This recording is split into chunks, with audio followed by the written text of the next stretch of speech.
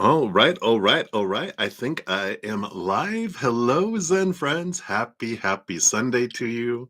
Hope you've been having a great weekend. And for those of you on the other side of the planet, had a great weekend because you're, I know, heading towards your end of your weekend, right?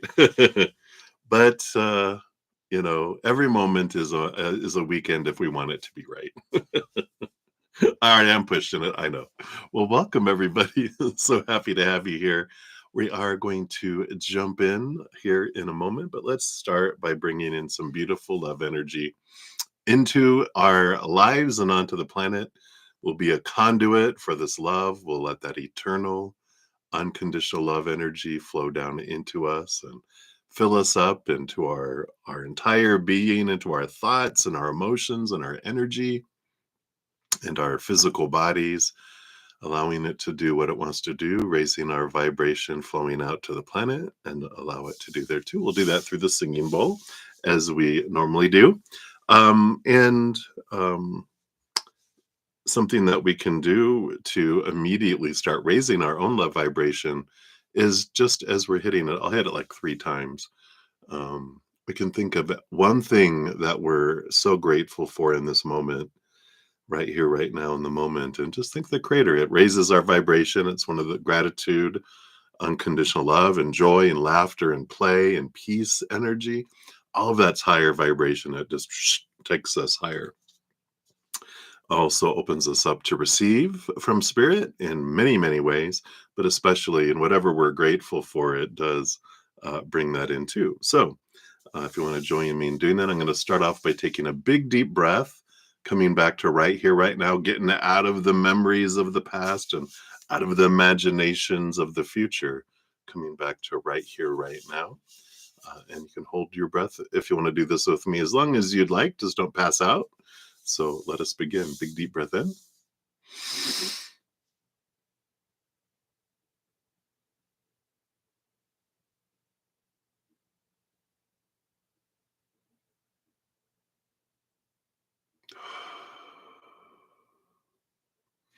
Beautiful. All right, let's start.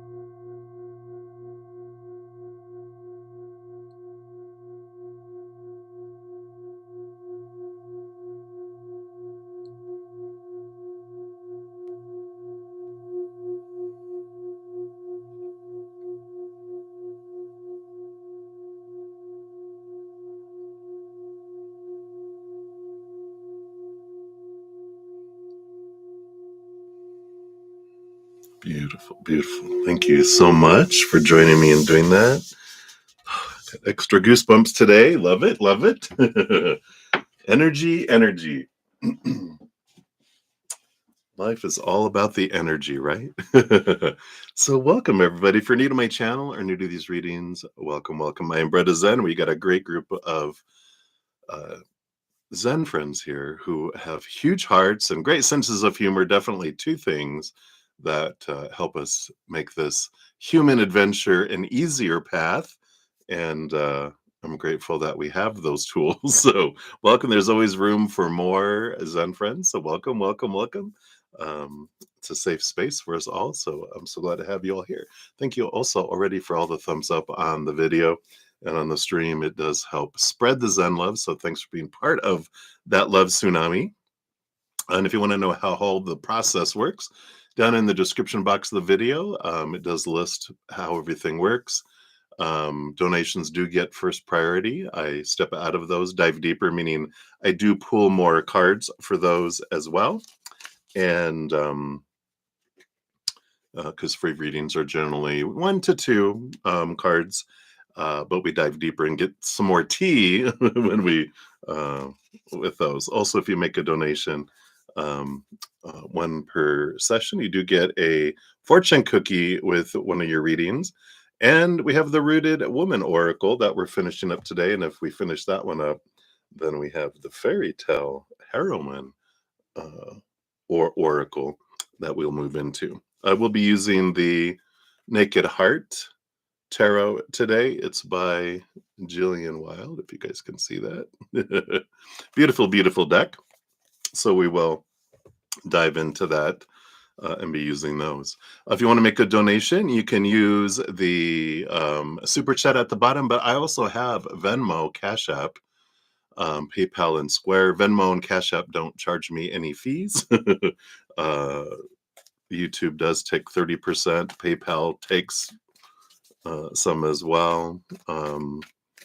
Square takes some as well. But whatever is convenient for you to use, please use that. And I don't have any set dollar amounts. Whatever you give from your heart is the perfect amount. I know everyone's finances vary from day to day, and the rate of exchange and the cost of living varies from country to country. Even, I know cost of living and all that is different across a state, across the road, even. So I get it. But whatever you give from your heart is the perfect amount. So thank you for those. When I'm done with a stream, I do post all the readings I completed with timestamps. I'm on for 3 hours. I try to limit it to that usually.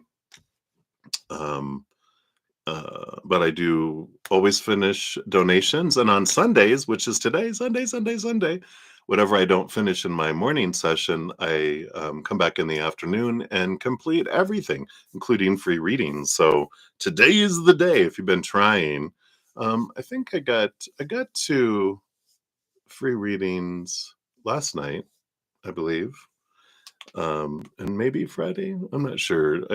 Some weekends I get to them all. Sometimes I don't get to any.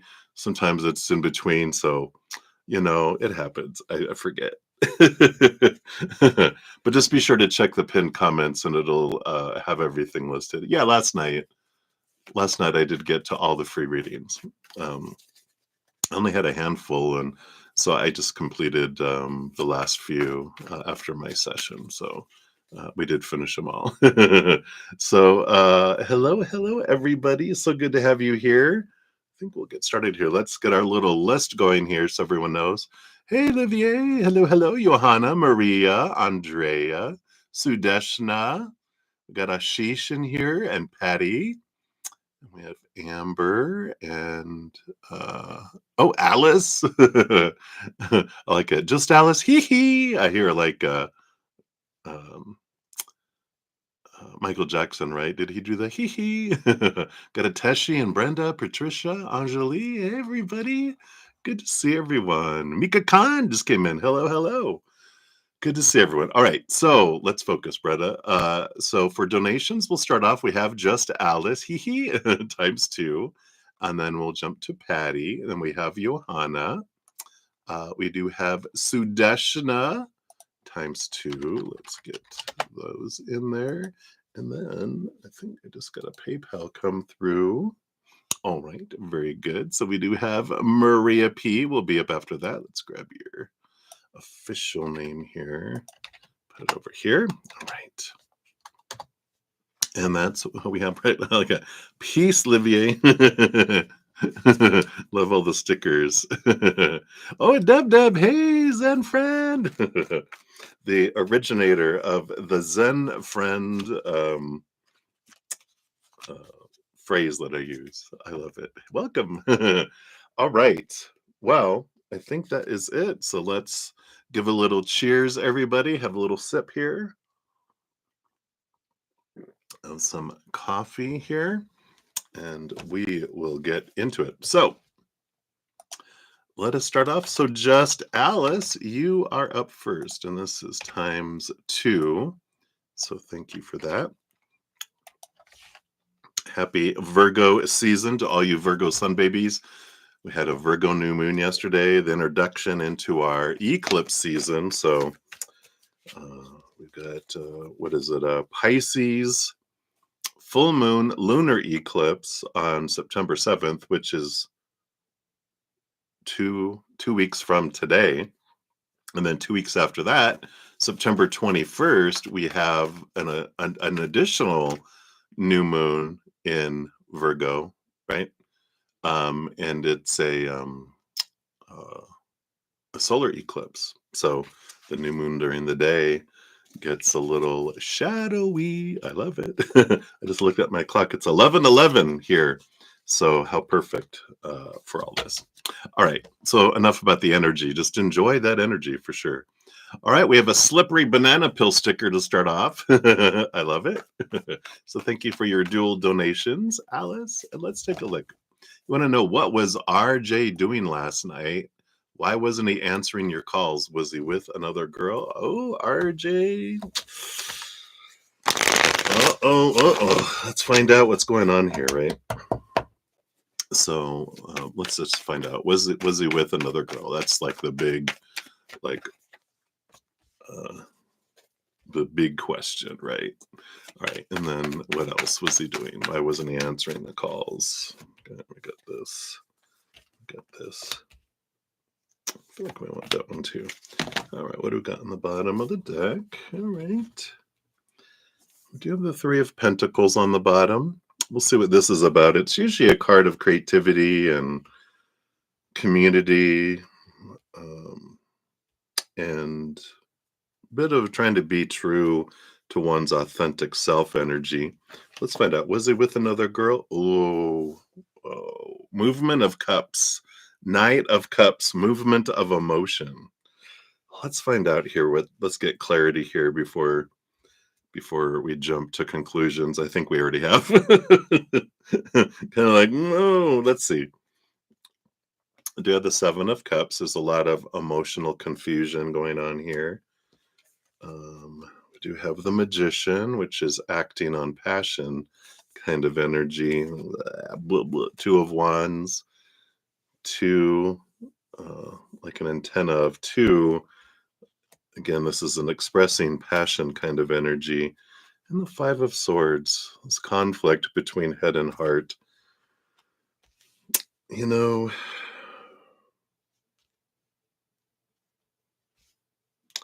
I don't like to be the bearer of that kind of news, but you know, three is a crowd. Three of Pentacles on the bottom, three in the physical world. Usually it's the Three of Cups, which is an indication of, you know, third party kind of emotional energies here. And I know this is a serious accusation. Of course, we take all this as tarot is for fun, so don't, do anything rash with the results, right? We always are like, all right, let me just. But obviously, you're picking up something within your own intuition. This is more confirmation, right? Let me just. I'd like an absolute. Clear. I feel like it is saying that they were with someone, but can I have just a confirmation of super clarity here? Please. All right, what is this one here? We do have the Hanged Man, which is a transformational type energy here.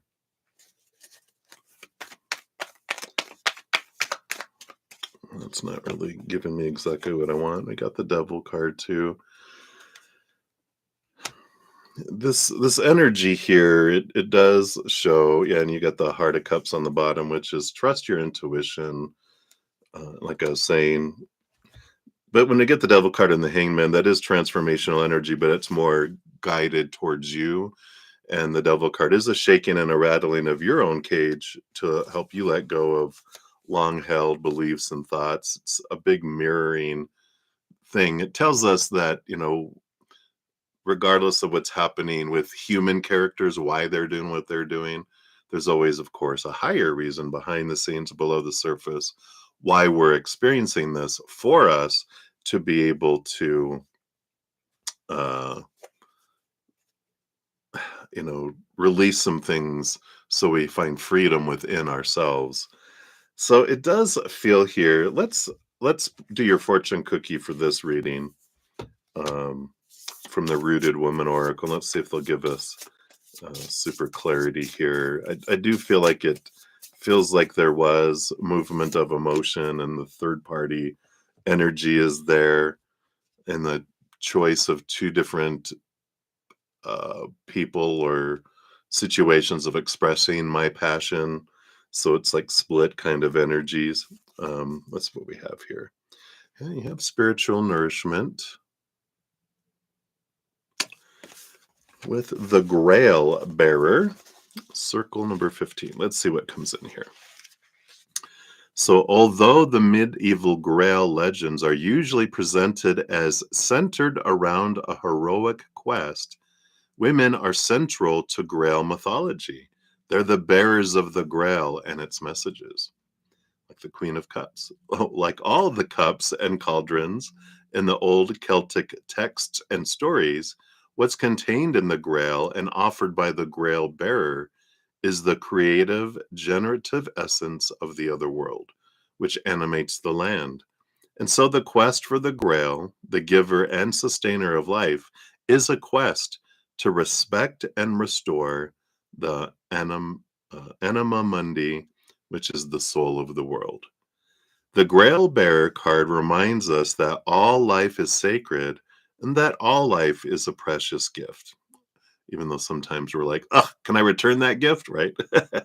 We didn't come to this world to be alone, but to be part of a community of humans and other than humans, like animals, etc., fully entangled in the web of life on this beautiful animate earth. All of this life that we're a part of wants to be in relationship with us. If only we can learn how to listen and to see, we can come to understand that every bird wants to sing to us and every flower to open for us. The Grail Bearer encourages us to understand that we're a part of an animate world, to feel the sacred heartbeat of life all around us, which nourishes us and supports us, if only we choose to let it in. I like that because there is this message of you're never alone, you are supported. And there is that everything that does unfold on the planet is for us, as we're experiencing it. So I know even when I know I went through heartache and heartbreak and being, having people betray the promises they made, in a lot of ways, several with other people. What's a committed relationship? We all have a different understanding of that. But even that, on reflection, in the moment, of course, I was like, how is this for me? Later, I'm like, oh, I see how this was for me, showing me what I wanted to see about myself and having this reflection back of, you know, how was I betraying myself in this mirror of these individuals betraying me and my trust? How was I doing that? And it was interesting for me. The message that came through was I was cheating on myself with these other people because I was looking for my self-worth, which comes from self, and I was looking for my worth from them instead. So in a way, I was cheating myself. It was interesting how it came through, but it was like, wow, because I felt disrespected by, the 5 longest term relationships that I was in. Anyway, they ran from anywhere from 1 to 3 years. Um, and how I felt disrespected in different ways from each one, when they were a mirror showing me how I was disrespecting myself and giving myself up and shrinking and trying to become who I thought they wanted me to be. And you define my worth and all this stuff. Even the last one, which was a message of, wow, they're trying to fit me in between the important things. And then I realized how I was trying to fit myself in between what I felt were important things in the outside world. It allowed me to come back to me. So I do feel that they were with someone. How deep it was emotional. There was a magician card and the wands, which does feel like there's passion involved. So I feel like that's kind of what was happening, you know. Not kinda, it was. I hate being the bearer of that news, just because I have felt that pain before, so that's what they have for you for that one there. Let's look at your second one here. You wanna know, will he give back your stuff today? Oh, I feel like you already knew, right? You're already like, I just need to" right? So let's take a look here. Will they give you back your stuff today? Alright, and then any other energy around his thoughts and feelings towards you? All right. Thank you. Yeah, I feel like it's important to know that their actions are not about you, right? I know it feels like, well, it feels personal, but it's not, you know. And that's something we learned too eventually over time when I was like, well, all their actions seem to be personal. When I realized, when I understood myself, then I understood each of those individuals that they didn't have a whole lot of self love. So they couldn't give me the love I was, well, no one can give us the love we're looking for because the love we're looking for is the love we find in here, the love from above, right? Um, but I realized they were trying to fill up their love like I was from the outside world, and it wasn't filling them up, and so they thought, "Well, maybe it's me that's not filling them," and they thought maybe someone else will. But when they're no matter who they're with and they're not a no one's making them happy, and multiple people aren't making them happy when they're having them all at the same time, then obviously it's not us, it's something going on inside of them. And when we realize my actions, my experiences all are me, and all the stuff they're doing is about them, then we stop defining ourselves less and less by the outside world, and we start defining and realizing our power of choice, that I get to choose the story about who I am and the emotions I want to feel and the energy I put forward and attracted my physical actions. And I can't control anything in the outside world, which is an amazing awareness because we spend so much of our energy trying to control things that are outside of our control. And we think that everyone else is supposed to make us happy, we're very disappointed. And when other people think we're supposed to make them happy, they're very, very disappointed in us. And when we realize we're expecting things of each other that we can't give, and we put the power back here, you guys control your lives, I'm going to control mine because I can control these things. That's my power of choice, right? It's amazing. Anyway, off back onto the subject here. Will he give you your stuff back today? We do have the 10 of cups. It does feel like that's a joyful energy, meaning yes. We do have the 5 of pentacles, which is a big thing that we realize, which is our fear of abandonment, our fear of not being enough, not having enough, um, being left behind, being left out in the cold. But that goes back to our childhood. That goes back to our finding our worth, not out here, but in here, with from the Creator who loves us eternally and unconditionally. When we have our worth grounded and defined by that, that's so solid, so freeing, because they never go into fear. They never, will abandon us. They're always there for us. Humans, we have our little inner child. When we feel unsafe and out of control, we do all sorts of stupid shit, right? I'm sorry, stupid stuff, you know, because when our little inner child feels unsafe and out of control and unloved, it will go into fight or flight mode and knock out our intelligent, loving, compassionate. And then it'll do whatever it wants to do, whatever it feels it's panicking and needs to do to feel safe and in control again, which is stupid, unloving, uncompassionate things.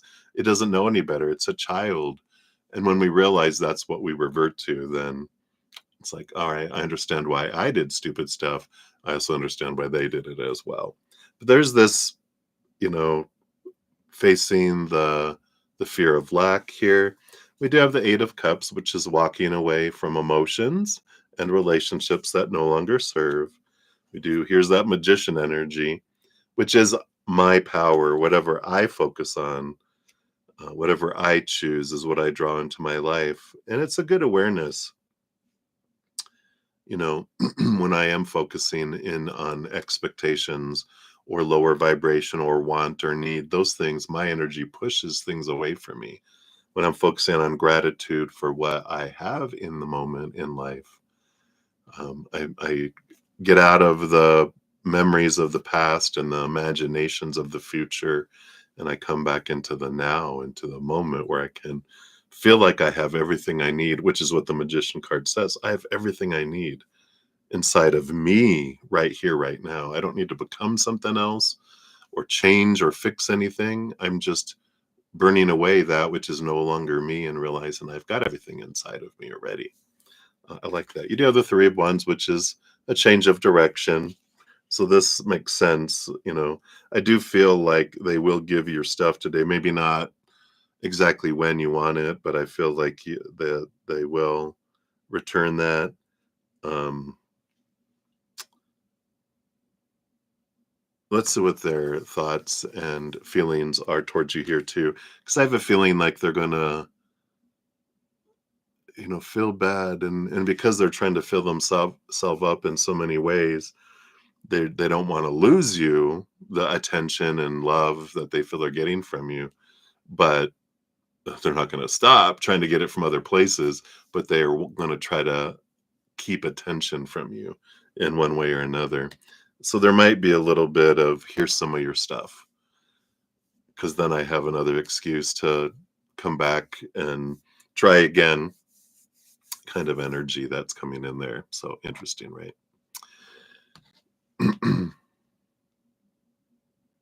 All right, yeah, I'll, we'll get some more. Oh, okay. Thank you for your additional donation. We'll grab into that, right? Yeah, I feel like he's gonna give you some of the stuff back. Go, oh yeah, there's some other stuff. I'll bring that by another time too. But I feel like it's, you know, it's because I want to be able to have interaction with you again. You know, little bit of a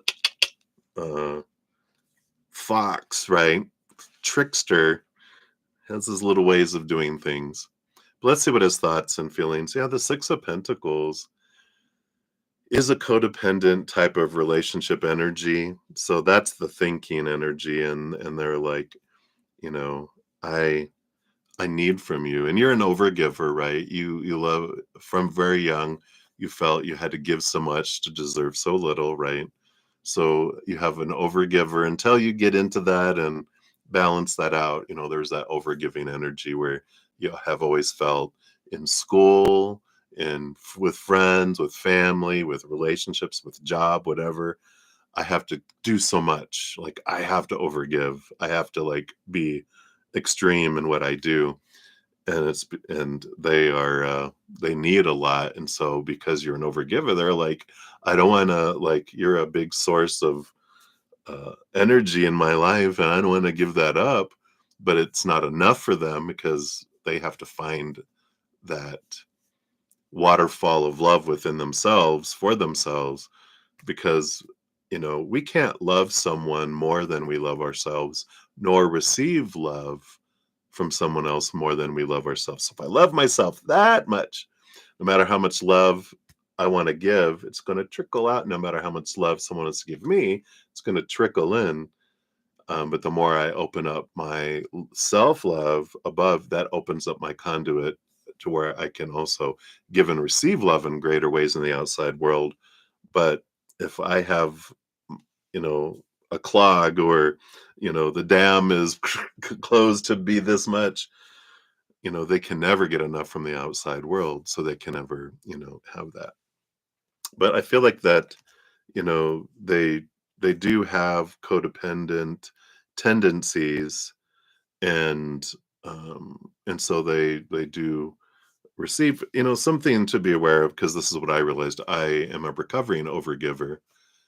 That's my challenge, is to balance things. I can go back into overgiving in different ways, even on the channel. Sometimes I go way overboard in what I give, in videos and all this stuff, and I'm like, I have to back off, everybody, because I'm wearing myself out. And I'm like, oh, there I went back into my overgiving.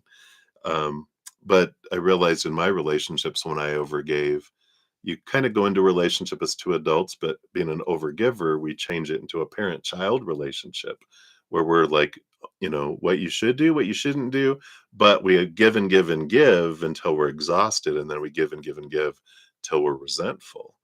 But when they give to us subconsciously, we don't allow them to give to us, because the rate of exchange is too big. For me to get 1 coin from them, I have to give 1,000. If they wanna give me 10 coins, I'm like, "Oh my god, that's 10,000 coins I have to give you." I don't have that ability. So we kind of subconsciously, even though consciously we want your love, we want you to give to us. Subconsciously, because that's where our inner child has that out of balance rate of exchange, is keeping, them from doing this. So when we're becoming exhausted and resentful, they're like, "Well, I need to give." They'll give their energy outside of the relationship too. Workaholic, hobbies, friends, did I say working out? Whatever, and then affairs. That's where a lot of mine uh, expressed that, because if they can't give to us, they'll give to someone else. Um, but that's that codependent um, scenario, or whatever interactions that we have. So that's good for us to be aware of, because I learned a lot from that. But just realizing that's why they're doing what they're doing, is they feel at least they can give to someone else that can't give to them, maybe, um, because they feel they can't keep up with the amount of giving that we can give. Interesting, right? Let's see their emotions here. Yeah, we've got the Tower card. We've got the Spirit of Cups. So they do have this balanced head and heart, and a lot of emotion there. They got a lot of inner conflict, though, conflicted with their emotions, and that makes sense with everything that's going on with them here. There is, with the Tower card, they have this fear of, if I give my heart, I people leave me. So this goes back to their childhood, and this is where they have that taking energy that's there, is that important people that they loved when they were a child, they felt abandoned. They felt like someone left their life, either through death or divorce, or separation, where they were like, they had a lot of loss of people they cared about were gone. And so they kind of learned, if I care about people, they leave. So I have to guard my heart. And they do have emotion for you that's there, but it's difficult for them to, because they don't have a whole lot of that self-love to share it. It's like, I have this little bottle that I came a couple of days ago, and I like it because it's like, this is the amount of self-love I have. This is all I can give you. And so, people are always giving us the as much love as they are able, and just for us, it's like, it's not enough, right? um so hopefully that helps a little there, and we'll circle back around. Oh, you have a couple more, so we'll circle back around and find out who this girl was, and whatever follow-up you have here as well. So thank you for your, whoops, putting the cards back in backwards. um It's always for us, though. I know it sucks when we're going through these things. Our human does not like it. It feels very uncomfortable, because we're facing some fears we have about our own worth and our own self-love. But in the long run, it'll be worth it. I know it's hard to see it sometimes, but we have that here. um, you know, um, Alice, we have Patty and Johanna and Sudeshna and Maria. If they're here and they say, yeah, yeah, you can do Alice first, your follow-ups, I'll do that. But just out of respect for people, I do go in order. Um, because of course you wouldn't like it if I was like, oh, you can wait and let me do other people first. But maybe re-listen to what we've talked about already, just to let those things kind of sink in a little bit, and then I will definitely come back around for yours. So I appreciate you understanding. I know I would want it all right now too, but yeah, just see what maybe re-listen uh, and just see. Okay, let's take a breath, take a step back. Let's just see what Spirit had to say. Maybe if that resonates for you. All right, but you're like, we'll move forward, so I'll get to them sooner for you here. All right, so thank you for your multiple donations, of course. All right, so Patty, you are up. Let's grab your timestamp. Thank you for your donation. Let's give that a love and a like since it lets me here. You want to know, what can you expect at work in the next week in light of all the hearings, right? Will they give you a break for once? I'm glad you have a, good attitude. I'm laughing because I'm done crying. I'm ready to laugh at all this, right? Let's see. So based on current energies, what lies in wait for you next week here? Will they finally give you a break? Let's find out here. Okay, we got those. So I want this one too. All right. So let me just scooch these here. All right. Did I put a card back in here? I did wrong. All right. Well, the bottom of the deck, you do have the Ace of Wands. So underlying energy around, of course, with anything in our life, it's a good reminder, whatever I focus my energy on is what does grow and expand. And so if I approach like this next week with work and everything going, all right, Creator, I'm surrendering all this over to you, and I'm going to trust that it's going to unfold in the perfect way, in the perfect timing for me, for my adventure. So I hand it over to you, and I don't want to try to control it and try to say it has to be something, because then I might be cheating myself out of a better, not a better, but a more flowing energy for my experience. Because if I focus in on my fears and expectations and need and want, that actually, of course, brings in the opposite of what I'm really looking for, right? So realizing my energy, because whatever I'm putting out is what I'm ordering, like from the universe in a way. If I'm on Amazon and I order this thing, I order lack, I get lack. If I order abundance and gratitude, I get that, because it's what my energy, what I'm being, not what I'm just asking and wanting. I'm being uh, this conduit of gratitude. I get things to be grateful for. If I'm a conduit of lack, I get lack, right? So it's an important energy there. I'm just starting off, a good reminder. I know you know all this. We talk about it probably way too much. There's never too much. We always talk about it the exact amount of times. So we're properly getting brainwashed and unconditioned from being taught to focus on our fears and lack, right? All right, let's see what they have come in here. You do have the Sky Father which is the Emperor energy, with the High Priestess. Wow. Two major arcana. And then the Spirit of Wands, King of Wands, which is like the Sky Father. There is there is this focus here on what is it that you truly want, right? It's getting out of our head. And so it's like this first portion, you do have two sets of two cards, so four more cards. But this portion is stepping back, connecting higher. That's the High Priestess who steps out of the chaos, connects to the higher realms, looks behind the veil. Why is this happening for me? What gift is in this for me? Going into my emotions, what's really going on below the surface for me? And then both the Sky Father, the Emperor, and the King of Wands is an energy of I decide what I want in my life. Going back to that Ace of Wands, they, roll with this energy. Clear the throne room, everyone get out. You can leave your opinions in the box on your way out. Thank you for it. But now I'm going to decide what I want, not what I think I'm supposed to want, but what I want. I put a plan together and then I put action behind it. And so it's more so this powerful energy of me stepping up and going, I'm going to choose my life. I'm not going to let other people choose it for me.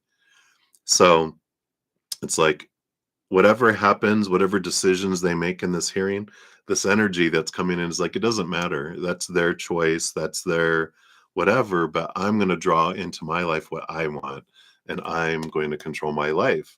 I'm not going to be like, well, it depends on what they do. No, that's being in their power, not our own. I'm going to decide what I want with my life, regardless of what they do. What do I want? For my life to look like? How do I want to express it? I love this. Stepping into the authority and not feel like I'm being driven by other people's choices. It's like, no, I get to decide what I want. And if it doesn't align with what they want, I'm going to find something that is in alignment with what I want somewhere else, something that does match my energy. If it doesn't match there and there's a wall, then that's a message for me. My energy is not going to match with them, right? So it's not allowing the decisions of whatever this comes in this hearing to define who I am or what I'm capable of. This is just a message for me of, this isn't where I can have the energy that I'm looking for. I like that. So that's a good underlying energy, just a foundation to go put it in perspective, right? Of what all this means. It doesn't mean anything. It means what I make it mean. And then if I want it to be lower vibrational and mean something about me, enjoy that for a while. But then you'll be like, all right, I'm done with that. Now I'm ready to go in the path I want, right? So let's see here. For your specific questions, of course, they bring their little, since we're asking, they have the microphone. They're like, okay, let me tell you this first. Okay, now answer your questions. What can you expect at work this next week with the hearings? You do have the Innocence of Pentacles. That's good. Page of Pentacles is a positive thing. And the Heart of Wands. Queen of Wands. So it feels positive. But they do bring in, but how positive depends on your energy. Again, wands, wands, wands, wands, fire, fire, choice, choice, choice. What energy am I investing in? That's hilarious. Will they give you a break for once? Well, we have the Three of Swords, expectations equal disappointment, with the Nine of Cups. So I feel like it maybe doesn't, it's because it's this combination of this is Nine of Cups, like a dream come true. I'm gonna be so happy with their decision. No, it's not gonna be like, whoa, I'm so overjoyed. Wow, this is even better than I ever thought that they would do. So there's disappointment going in that. But I do feel like it's not as bad as it could be, but it's definitely not happy, happy, joy, joy energy around it. But it is for you, right? And we can have happy, happy, joy, joy energy around it from our heart, but from the head's point of view, it's disappointed. It's like, I wanted this. And you're like, I know you did.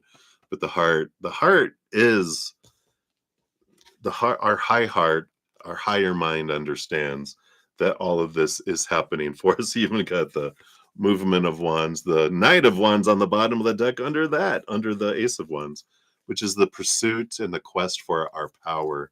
So it definitely is happening, always happening for us.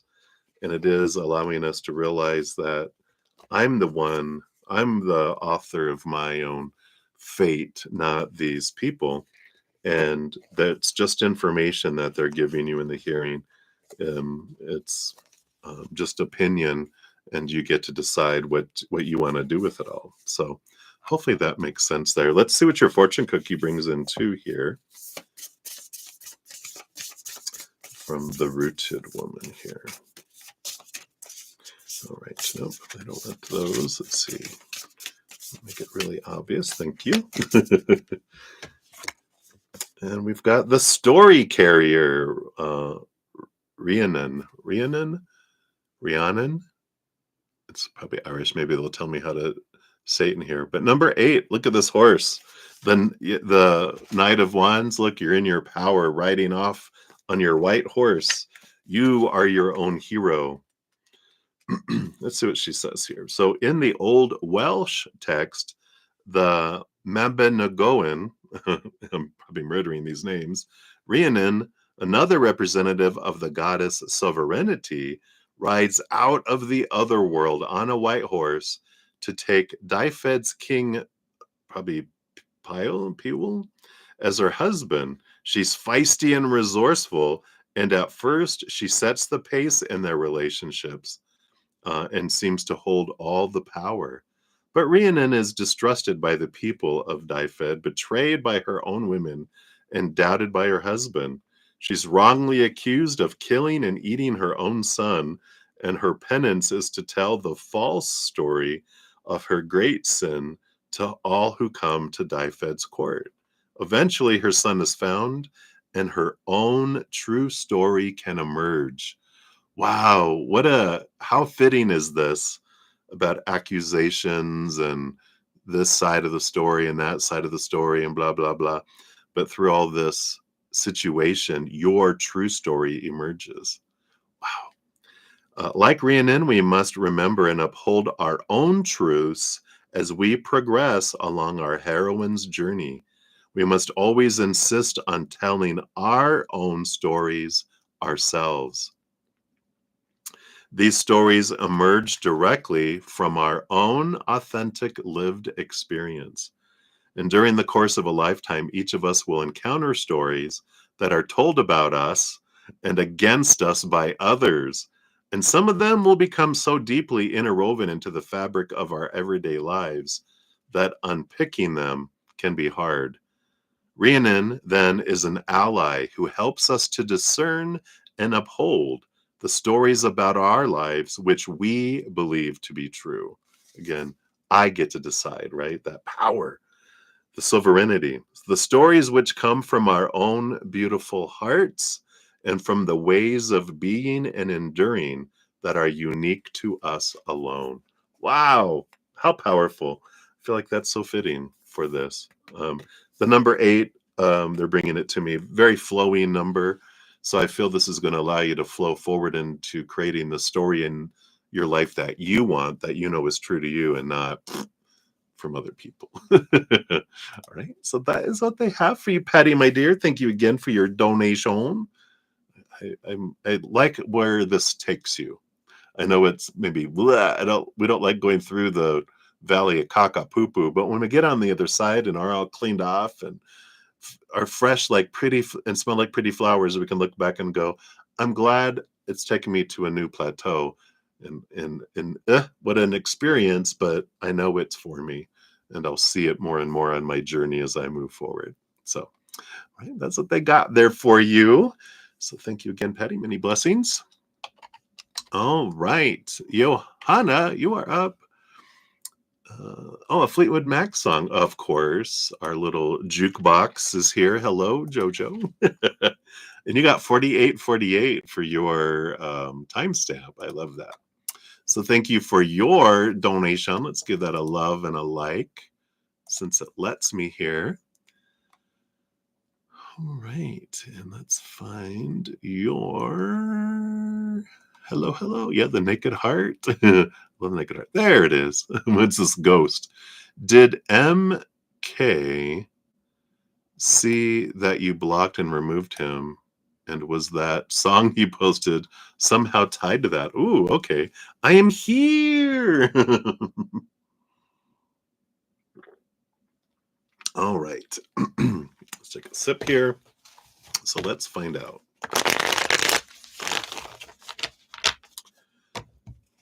So did MK see that you blocked, removed him? Let's look at that first. Okay. And response to that. I feel like they have. And then was the song related to that? All right. see what we got here. So, did they see that they blocked him? We had the Five of Cups. So there is this emotional movement here that does feel like, yeah, it did create some lower vibrational emotion that's there. It's a sorrow card, but I feel like there's other emotions that were with it too. The bottom of the deck, you have the Four of Cups, which is emotional stagnancy, and I like that you're choosing self-love here with the panda leaning up against the Ace of Cups there. So I do feel that they did notice it. We've got the Judgment card as the underlying energy underneath that, and the Movement of Swords as well, the Knight of Swords. So there is this clarity, and I feel like the combination of all those cards, this is more for you than is more telling about them. That this was, you were being drawn by your higher self to move forward, to see things see things differently, um, and because you've seen things differently, because both of these cards are about seeing things from a higher perspective and going, all right, this is for me. I am moving forward. I'm choosing me, kind of energy. And I like that for you.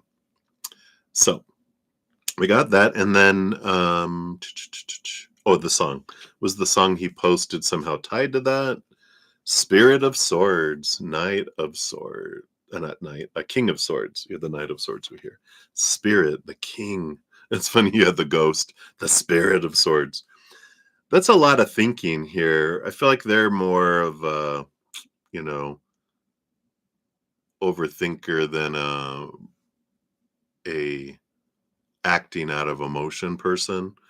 Uh, so I feel like I don't feel like the song had to do with as a reaction to that. Let's see what the three cards underneath this is about here. Yeah, we got the Six of Wands. Showing myself on my computer again. Oh my goodness, the Six of Wands. That is a flowing victory. This is for the best energy. Yeah, the Two of Cups. I keep on doing it again. Here we go, Two of Cups. With the Eight of Wands, which is a flow, movement, passion, energy. Both the Six and the Eight of Wands is a flow of energy. I feel like it's not like he didn't post it to for you, at you, or anything like that. I feel like this feels like more of an emotional expression for them, which is kind of unique for them with all this. I don't feel like they did it consciously, is how I'll say that. So I feel like in their head they're thinking about things subconsciously, because I feel like they push emotions down a lot. That it is They were like, oh, this is a good song. I'm just going to post this and share this. There was like no intention and conscious intention behind it, but it was like their heart needing to be expressed, and they were like oblivious to it in a way, if that makes sense. It's like, huh, okay, interesting, right? So, yeah, I don't feel like it was intentional or all of that, but I do feel like there is a little bit of relief from them, because I feel like there's a lot of conflict they have, a lot of fear around like letting people down, and they live in their head a lot about supposed to be's and should be's and different things, and you don't expect it's intentional. Yeah. Right, you're like, yeah, I didn't think so, but there is like this um relief, because I feel like they had this idea that they would fail you, or that it's like it's like if you knew someone, like you meet an Olympic track star, right? And you run, but you like, I know there's no way I can keep up with them. And they're like, hey, do you want to go for a run? And we're like, yeah. And then we're thinking, oh crap, I'm gonna look so bad. I'm not going to be able to keep up. I'm going to hold them back. And when they're like, you know what, I'm not going to be able to do that after all. You're like, oh, okay. And even though it's like in our mind, we're like, whoosh, I was going to look so bad, and I was going to feel so bad about holding them back kind of energy. But the heart still is like, whoa, what? I get rejected? Funny, right? It's how our mind and heart work differently. Let's see what your fortune cookie brings in too. What other information that they can shed on here for us. We got Peregrina. Here is the little path, the little bright path. Card number 1 of the, is that an octagon? I don't know. That's not an octagon. It's for diamond. It's a diamond. That's what that is, right? I think those are in the back. Yep, here they are. So this card represents the Peregrina, the pilgrim, the heroine at the beginning of her journey. She's looking for something, though she doesn't yet know what it is. Like the fool in the tarot, she represents innocence. She's open, curious, and ready to embrace life. And yet she's cloaked and clothed for heavy weather, for a journey which may turn out to be arduous in the end. As she walks through this wild terrain, far from the civilization of which she once was a part, the Peregrina is shedding the ties which usually bind her. What? Really? She's discovering a willingness to live in the present and to have no presumptions about the nature of what might follow. Happily, she isn't undergoing this journey alone. Her companions travel with her, because in the old traditions of classical Europe, the idea existed that each of us come into this world accompanied by a soul guide, a daemon, in the Greek tradition. The soul guide is always trying to help us to remember who we are and why we chose to come here. It reminds us of our calling, the great gift that we came to offer the world in troubling times.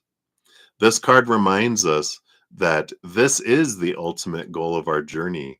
We must be willing to detach from who we've been and what we might become before we can discover who we're really meant to be and what our work is in this world. Wow.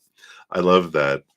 Your dream, you're going forward, returning back to that. Look at your daemon.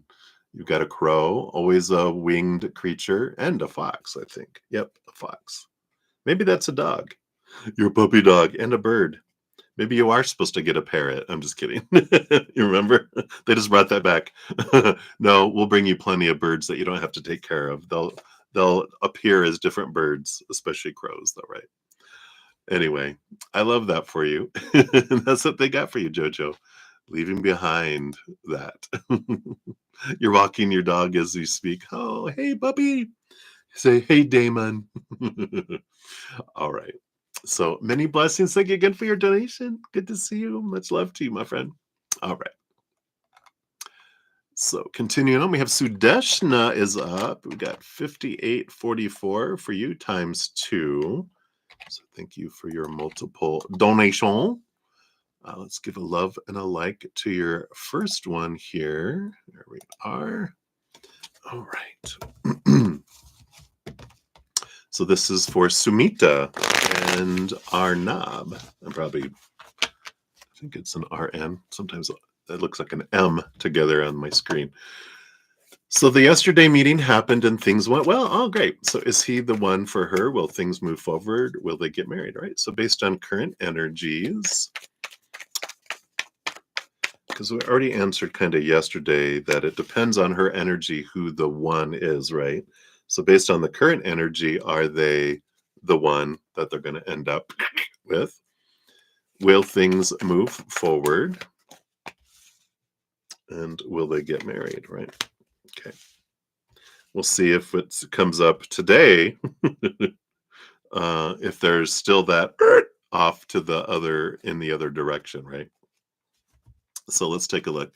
Are they the current one? We have the 10 of Pentacles, abundance and partnership. So right now, based on current energy, the direction that it's going is a yes, like it was yesterday, right?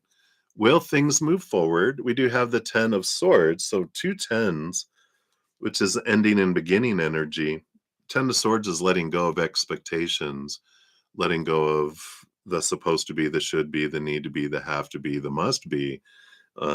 So I do feel like there are some expectations that need to be released in order for things to continue to move forward. Ultimately, will they get married? We do have the Seven of Wands. I believe we got this yesterday. And the Eight of Swords, which is another letting go of thoughts and beliefs and mindsets that make us feel blinded and bound and trapped and restricted here. Seven of Wands energy, that is the, I gotta, like, this is for Sumita's energy. I want to be true to myself. I don't want to dim my light. I don't want to have to ask permission to shine. I want to be me. And in order for that marriage to go forward and for things to go forward, I feel like they they have to let go of that desire, right? To I want to be me. It's like, well, I'm gonna I'm going to um, have to be in this cage. I'm gonna have to cage myself. I'm gonna have to dim my light to be in this relationship. I can't be me. I have to be what other people want me to be. It's that trapped feeling, right? Um, so if they if Sumita with her energy decides for now to do that, then this does move forward in here. But that's the whole thing. The message we had yesterday is at some point, I think it was the Seven of Wands. It was something like that where the energy was, I got to be me. I've got to choose me. I feel like that is what they were saying with yesterday's energy, that what she was choosing was it was going to go, this is too much. I've got to go this direction. But this is about her choices, right? Because we experienced that. I know I had my relationships. I chose to dim my light and try to be what I thought other people wanted me to be. But right now the energy does show here that it's moving forward and it will continue to move forward if that is what she chooses to do. I know, right? That's part of our experience. I think I told you there was a an Indian female comedian. She cracks me up because she was talking about, in the United States we have escape rooms where it's a fun little thing you do. They lock you in this room and there's clues and stuff, and you have to try to break through the clues to find the next clue, the next clue, the next clue to get the key to get out of the room. And she said, India, we have escape rooms in India too. They're called arranged marriages. So it was funny. She thought it was funny, and I get it. We can laugh at our own culture, right? All right. So that's what we have for the first one there, Sudeshna. So for the second one, let's give you a love and a like here, and we'll get your fortune cookie for this one. They wanted to wait. So what's the Virgo season bringing in for you? What will happen and how will everything be? All right, let's see what Spirit has here for you. All right, here we go. Boom, boom. Two cards popping out. What's it bringing you? What will happen? And how will everything be? Let's take a look here. Oops, I'll put that up there. Put them over here. So what is Virgo season bringing you? It is this High Priestess is this kind of time alone with the Six of Swords, which the High Priestess is stepping away from chaos, going up into our temple, connecting higher, looking behind the veil, diving deep into our emotions and what needs to be revealed in our lives. And the Six of Swords is leaving behind old ways of thinking, seeing things from a higher perspective, a different perspective. And it does take us from choppy, chaotic waters to calmer waters. So there is this grounding, which Virgo energy very much does that. But this is this kind of stepping away and looking at your life from a different perspective, which allows you, as we change our mindsets, it does bring change into the outside world. let's see what with these other two cards when you're asking what will happen. Yeah, we've got the Four of Cups, which is the stagnant energy, the realization that these cups of the outside world don't fill me up. Relationships, jobs, and education, and situations, and things, and our bodies, and our bank accounts. These things don't fill me up. They're all pointing us back to the Ace of Cups that we find on the inside. So there is a big reflection about my heart. What do I truly want? Not what I'm expected to want or supposed to want, kind of energy here. So huge reflection type of energy. It feels like a stability energy that comes in here, which makes sense. Going back to, again, they're bringing back grounding energy of Virgo earth energy. It brings us back to organizing, clearing clutter, deciding what I want, caring for my body. All that Virgo energy is coming through. Um, and how everything be. So we've got here this expectations equal disappointment. And that makes total sense because you're realizing through all this how those things that I expect to be filled, like I said, those three cups, the three swords tell us the three disappointments, which is when I look for relationships to be something, whether it's friends, family, lovers, whoever, when I expect that to be something and fill me up, disappointment, it can't, because only we can fill up from the inside up, right? We try to fill our cup from the outside world, it feels empty, even emptier, because it's like, oh, this is going to fill it up, and it's drip, one little drop, and it echoes in the chalice of what we are, and we go, I'm realizing the emptiness because look how big this cup is, and this, that we think this big cup that's coming in, it's actually, as it gets closer, it's this huge it's like when we see this, like, this looks so big in front of you, but as you bring it closer to you, it's small and tiny, right? And that's what's happening with relationships, with job and education, and money and bank accounts and our bodies. It's like when I get things from those that are supposed to, by our expectations, fill up, it doesn't. But this is a great awareness, because as that happens, we're freed from it. Because when we almost become like, our heart almost becomes starved and it becomes desperate to try to fill itself up from the outside world, because we're taught, right, all that stuff is going to fill you up, and we do, and we're like, why am I still hungry and thirsty then if I'm drinking and eating of all that? Because what we're looking for is a 10-course meal with two desserts that we are able to obtain from the higher realms, not from the outside world. All the outside world offers us is dessert with empty calories and no nutrition, and our heart is like, ugh, I get tired of all the dessert after a while. I want a real meal, which is what we find when we turn inward and upward, right? So which the fortune cookie brings in here for you too. I feel like this is what else you can know for the Virgo season here. All right. Oh, I said no, not yet. There it is. You have flourishing and regenerating out in the meadow. Little bunny foo-foo out in the meadow, getting away from it all. So it does feel like a period of nurturing, and it reminds me, because the rabbit appears on, like, the Empress.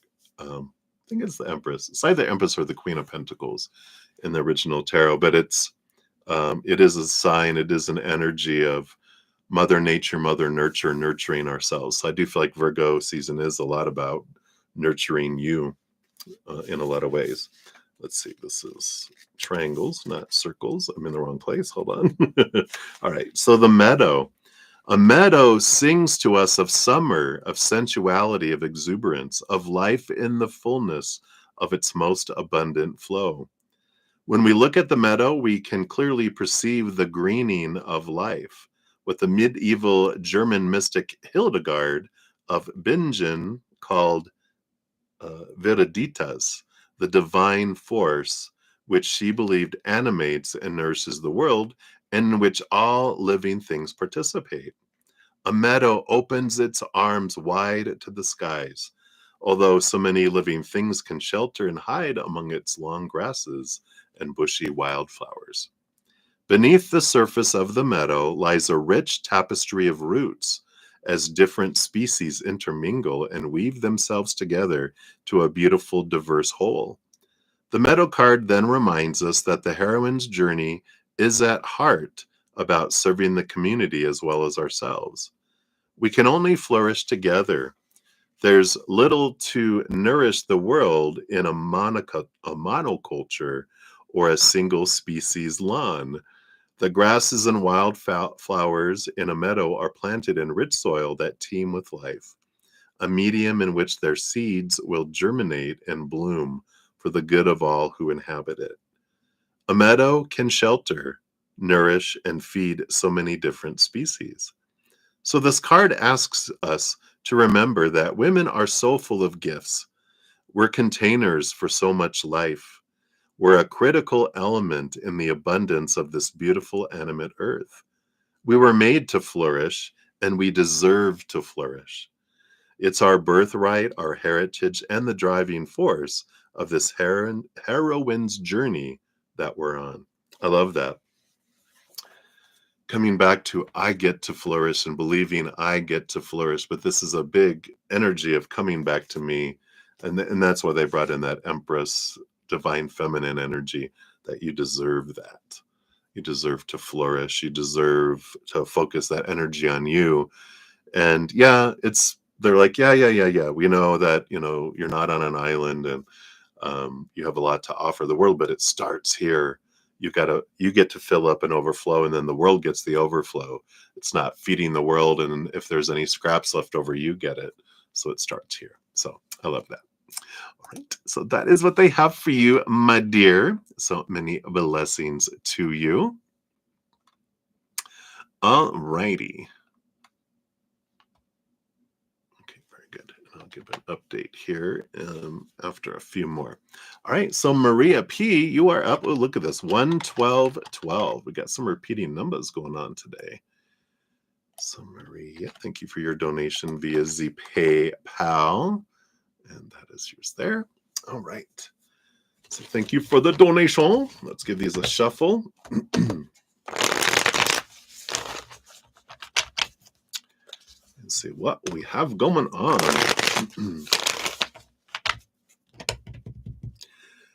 All right. So what are Walter's feelings and thoughts for you, towards you this day? We got feelings and thoughts. What's coming for us this upcoming week? Okay. This and this. I feel like we want this one and this one too. All right. See what this is all about. How many times will you see each other this next week? Okay. Got 1 and 2 and 3 cards. We'll see what those are about. And then updates on the dark side. Okay. 2 cards for that. And then what is he planning on doing now with all that chaos? I know, right? All right. We got those. All right. So Walter's feelings. Yeah, he's got a lot of shaking and rattling going on here with the devil card.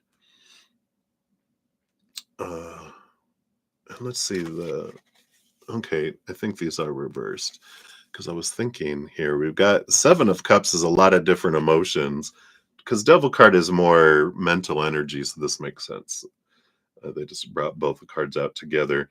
But so there is a lot of, the chaos that's going on has them in this, the devil, like you said, the devil of a woman.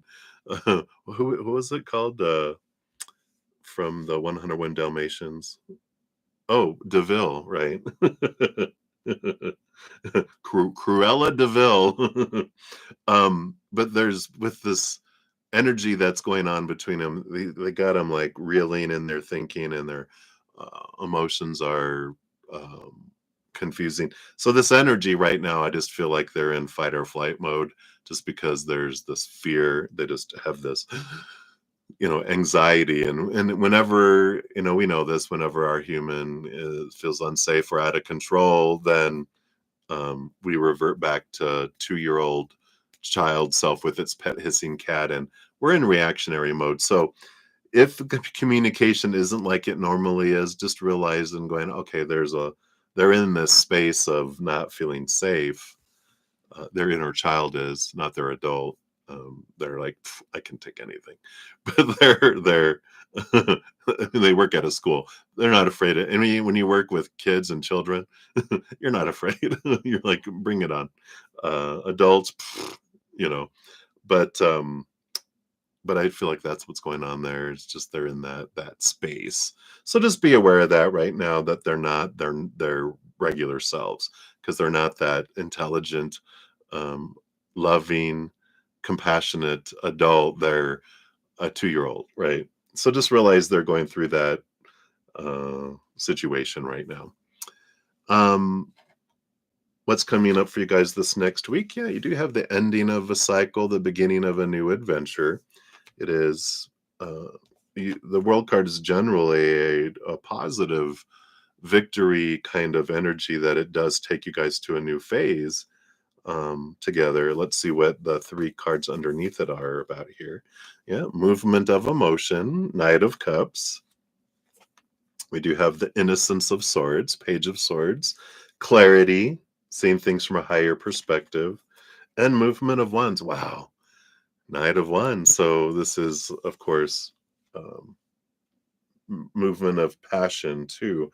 So we've got the knight, both of the knights of both emotion and passion, and clarity of mind coming in too, and a major arcana. So it does feel like there is a lot of, like I said, there's a movement of a lot of both heart and energy, and clarity of mind, and the with the universe, the world card. It is that card. It's the last card in the major arcana, right? So you reach the step and you're going on this new adventure that feels freer too. So I do feel like there's, based on current energy, it feels very positive for me. And I think we talked about that yesterday, right? Like it's a blessing in disguise, because it's like, well, there's this clog, and I'm going to try to see how I can remove this clog without causing all this damage. Um, and when the clog goes and blows up, it's like, well, all right, well, I have to, just repair this pipe, but at least the clog is gone. Hopefully that makes sense. All right, let's see. How many times this week? I have 3. You have 1. 1 feels like a dream come true with the star card here. There's another one of movement of pentacles, Knight of Pentacles. This is a slow moving um, card here. This one feels like you have plans to get together this second time, but it gets delayed. It happens, but there's a delay. It's like, all right, yeah, I'll come over at this time. And it's like, well, can I come over 3 hours later? It's that kind of thing. And then, yeah, and then Leo, here's your Leo energy. So it feels like 3 times. This is a leader, courage, courageous energy, very Leo, passionate, strong energy here. But it all feels fine here with these 3 that are coming together based on this energy. I know you really want to get to this other stuff. The updates on the dark side, Innocence of Pentacles, Page of Pentacles. Yep, 7 of Swords, lies, deceits. There's this has created an opportunity to have anything that was being kept hidden and kept in away. It's all come to light, and we knew that, right? This is the update. It's like there's just um, everything that they were slowly trying to do things so that they didn't like upset the other person so much. It's all out there now. It just feels like there's this like no hiding. The truth has been revealed. um, kind of energy. Let's see what he's going to do with all this chaos, right? We have the High Priestess, which is a stepping away, seeing things from a higher perspective. We do have the 6 of Swords, energy. It's funny, I put all these cards back separate and I got some of these together before, but this is, you know, seeing things from you know, a different perspective, letting old ways of thinking go, new ways of thinking. But this is like there's taking a step back, seeing what they want to do, and making decisions, and then changing things in their mind does bring movement in the outside world. Do you have the Heart of Pentacles, Queen of Pentacles, Mother Nature, Mother Nurture, doing what they need to do for them? Uh, and so it does feel like they are deciding, instead of going back into the old cycle of avoiding the dragon, they're just going, this just feels like this is the time for me to choose for me kind of energy that's here. But they are, I feel like they are stepping out, stepping away. So this might be the time, like we had, like they wanted to be a hermit. That, I mean, they got the Hermit cards and the Nine of Pentacles, those cards that represent having their own space. This might be now that they're being asked to step out of it, and they're like, really? I'm being released, instead of trying to sneak out while the dragon sleeps, so you don't get burned by fire. I feel like there is this movement out. It feels like that's what they're planning to do. We'll see if this comes to fruition, but I feel like that's what they're planning on doing right now with their energy today is, let me step away and have my own space. But we'll see what he ends up doing, right? But I feel like that's what the plans are, is to step back and decide what I want. But I feel like that has always been the plan, and now it's like coming to a head, right? Let's see here. What is your fortune cookie? That's what else they want you to know. Women's wisdom, which is Bean Fisa, card number 12 of the circles. Let's see what this is here. The wise woman, pronounced Ban Fasa. Excuse me, I totally did not say that right. Literally means the woman of knowledge, and she's a key figure in Celtic folklore, a powerful healer whose methods extend beyond the practices of herbalism, which are typically associated with a wise woman of other traditions. So there's healing coming into the situation. She would act as an intermediary between people and the other world. So, incorporating into her practice elements of both spiritual guide and modern therapeutic psychologist, counseling. uh, so, her close association with the other world can be seen as shamanic in nature, involving visits to the spirit world in order to return with gifts and knowledge. In this way, she was able to establish not just communication, but a kind of equilibrium between the two worlds, which would in turn foster moral and spiritual equilibrium within her community. So, getting down to the message, as an ally on our journey, she offers us the old ancestral and spiritual wisdom, which teaches us how we might live in balance in the world and how we might live in harmony in our communities. She reminds us to listen to the whispers or whisperings of the other world and show us how to discern the true meaning and nature of events and situations with all their multiple interconnections. With her helps, we can discover the wisest courses of action and the wisest decisions to take along our path. I like this, trusting your intuition, asking spirit to show you. But there is this energy of balance, which, when we face conflicts, right? When things come in and shake our cage, the ground rumbles below us, it allows things to shake out. It allows us to, things that were stored that we didn't realize bubble to the surface, things for us to look at. It's always for us. We grow through conflict and suffering and agitation and chaos. We don't usually learn a lot through stagnancy and everything being hunky dory, as they used to say. It's when things get rattled and we have conflict, then the conflict brings up our triggers and go, oh, okay, these are things that I can be freed from. So one of the things that they're talking about is balance, and realizing you can't balance what's going on out there. You can't help him with whatever he needs to do. You can only come in here and go, where am I out of balance? What is this doing inside of me? Let me look at that for me, because that's why this is happening.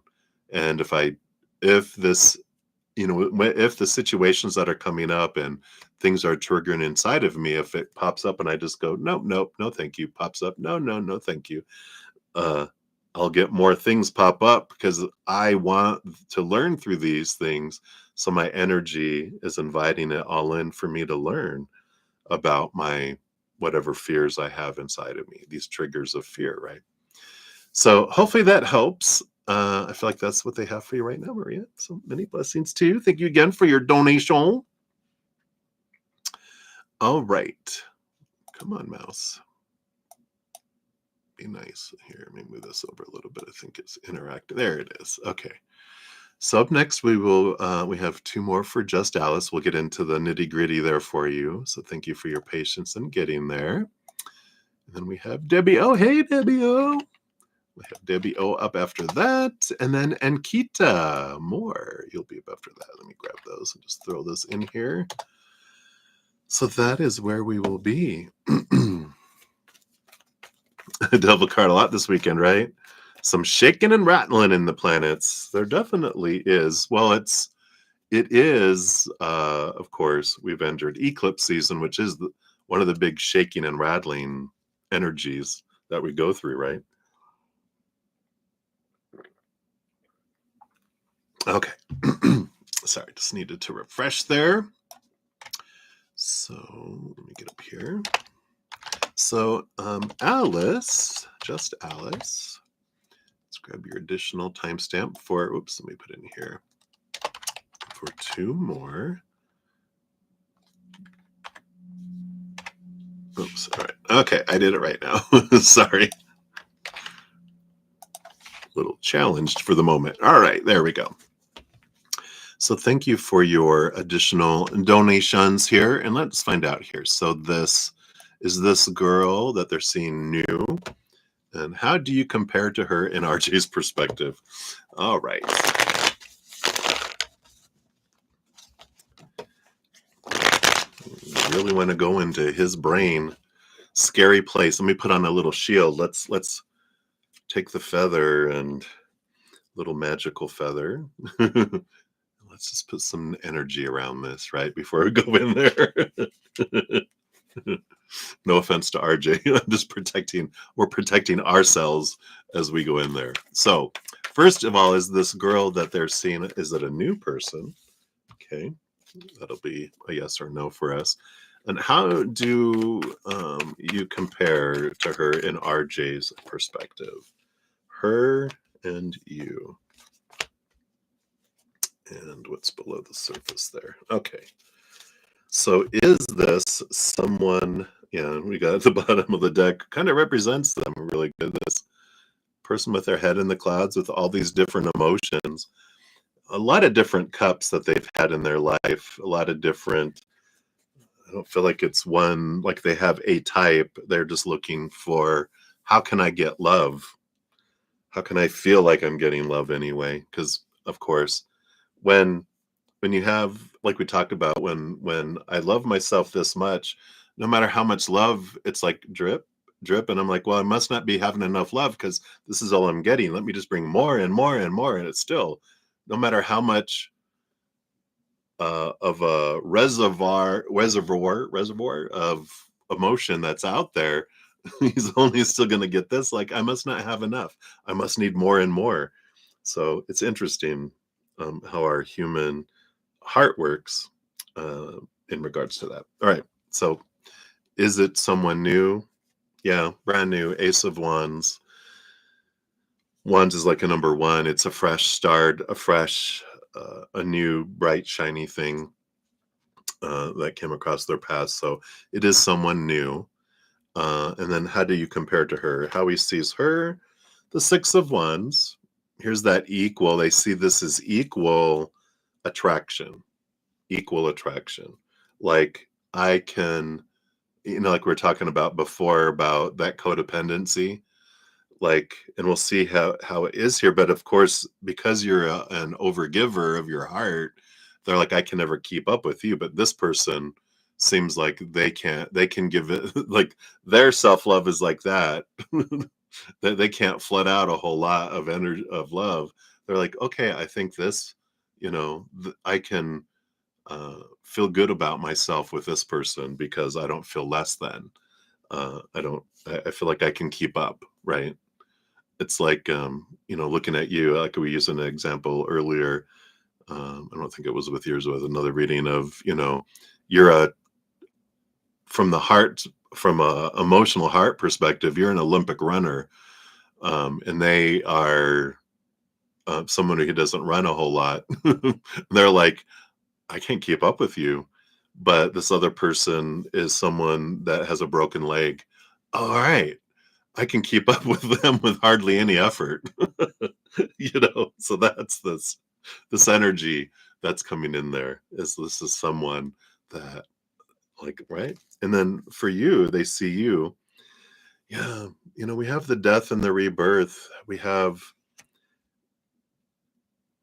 which is like they have like a butterfly here. They see like themselves as a caterpillar, they see you as a butterfly.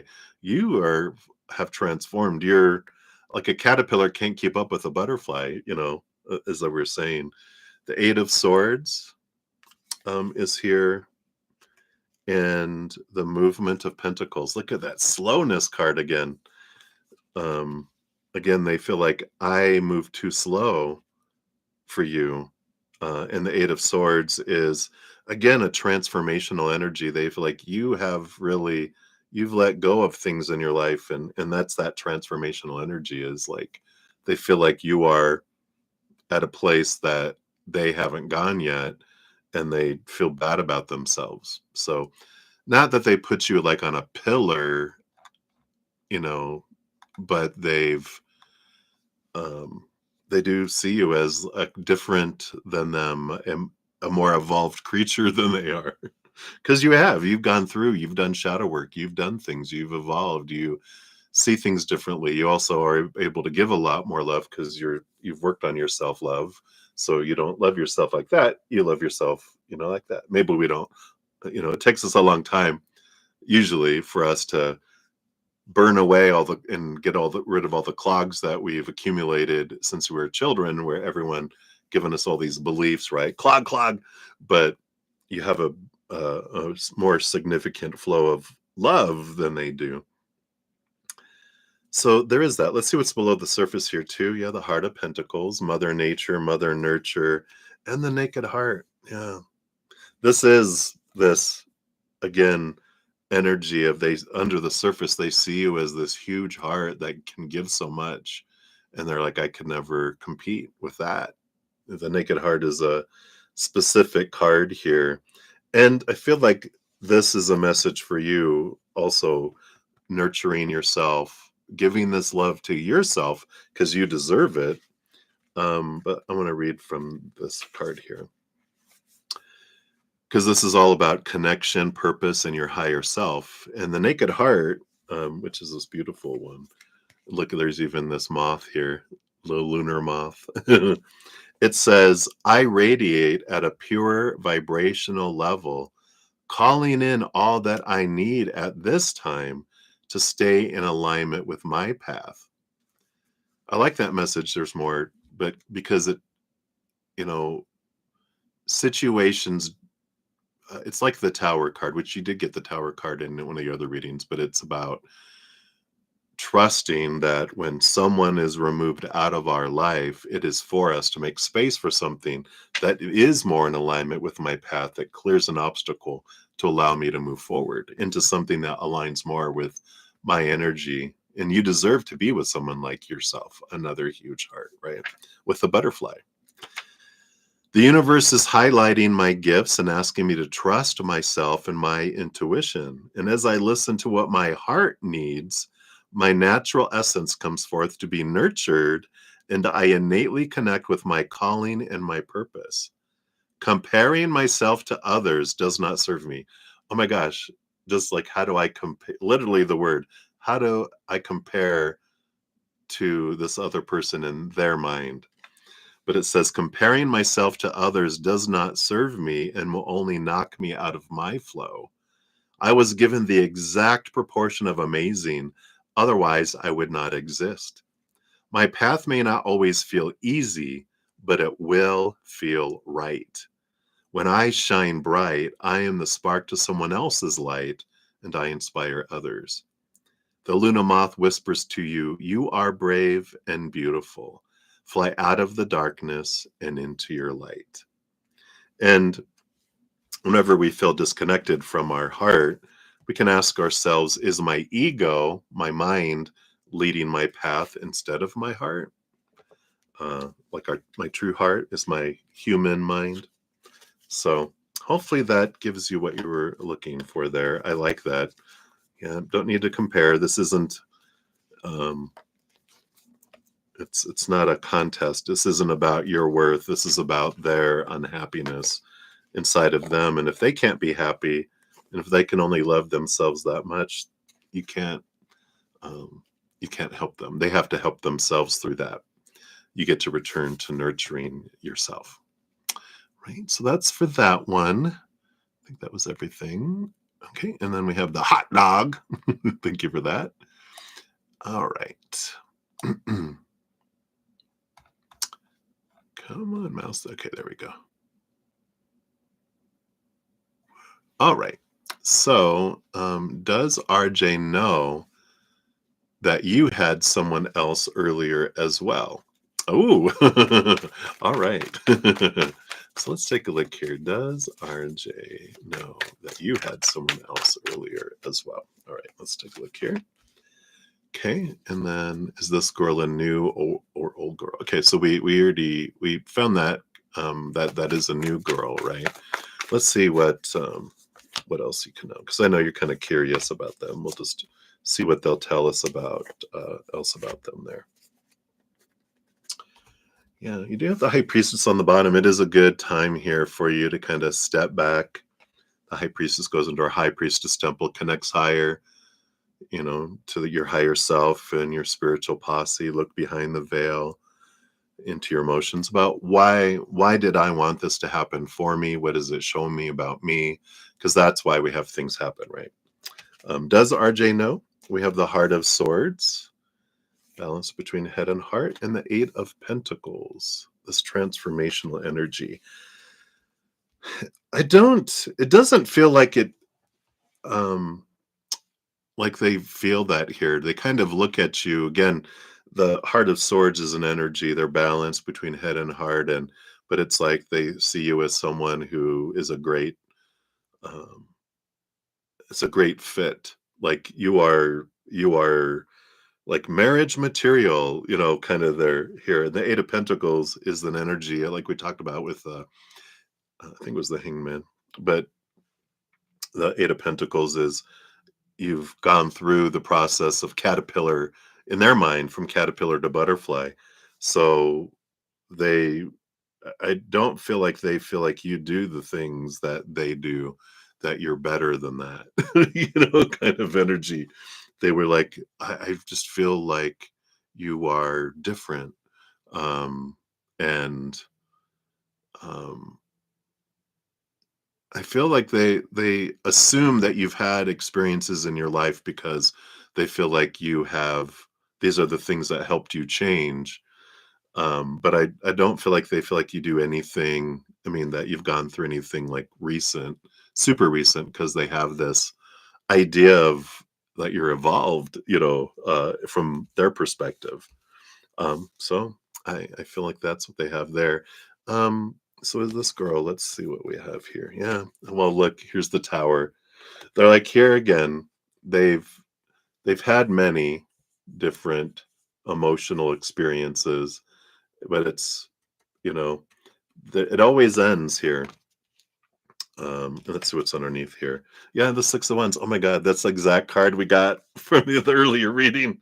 So it's like, yeah, what we said earlier that is there. So I feel like they just want to expand more, not so much on that particular girl. It's like there's going to be a lot of cups because he's emotionally confused right now with where he's at in his life. And with that Tower card, one, that's that reiteration, trust that when someone's moved out of our life, it's for us to make space for someone that's more in alignment with where we're at now to clear that pathway, right? To clear the clog, to help us go forward. But they have had a lot of different relationships and stops and starts and dating multiple people at the same time and seeing multiple people at the same time, and they will continue to have a lot of that till they go inward and find that and expand their self-love. But they're just in this desperation of trying to fill up this emptiness inside, right? We also have the Seven of Wands and the Two of Swords. Yeah. So this is the conflict between the head and the heart.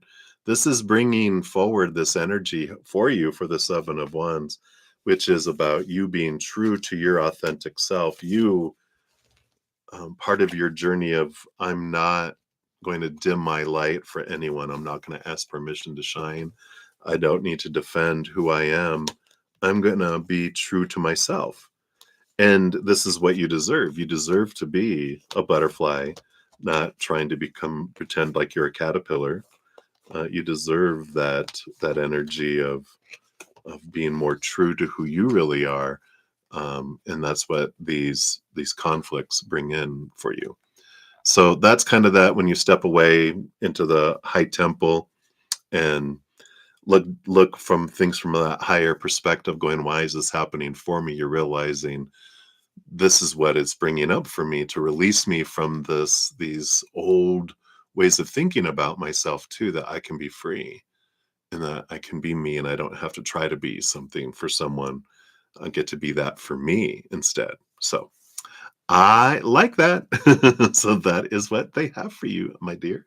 Thank you again for your multiple donations. I am so grateful. Hang in there. I know, having been through several fun adventures myself with human relationships, I get it. So we send you so much love. You're definitely not alone.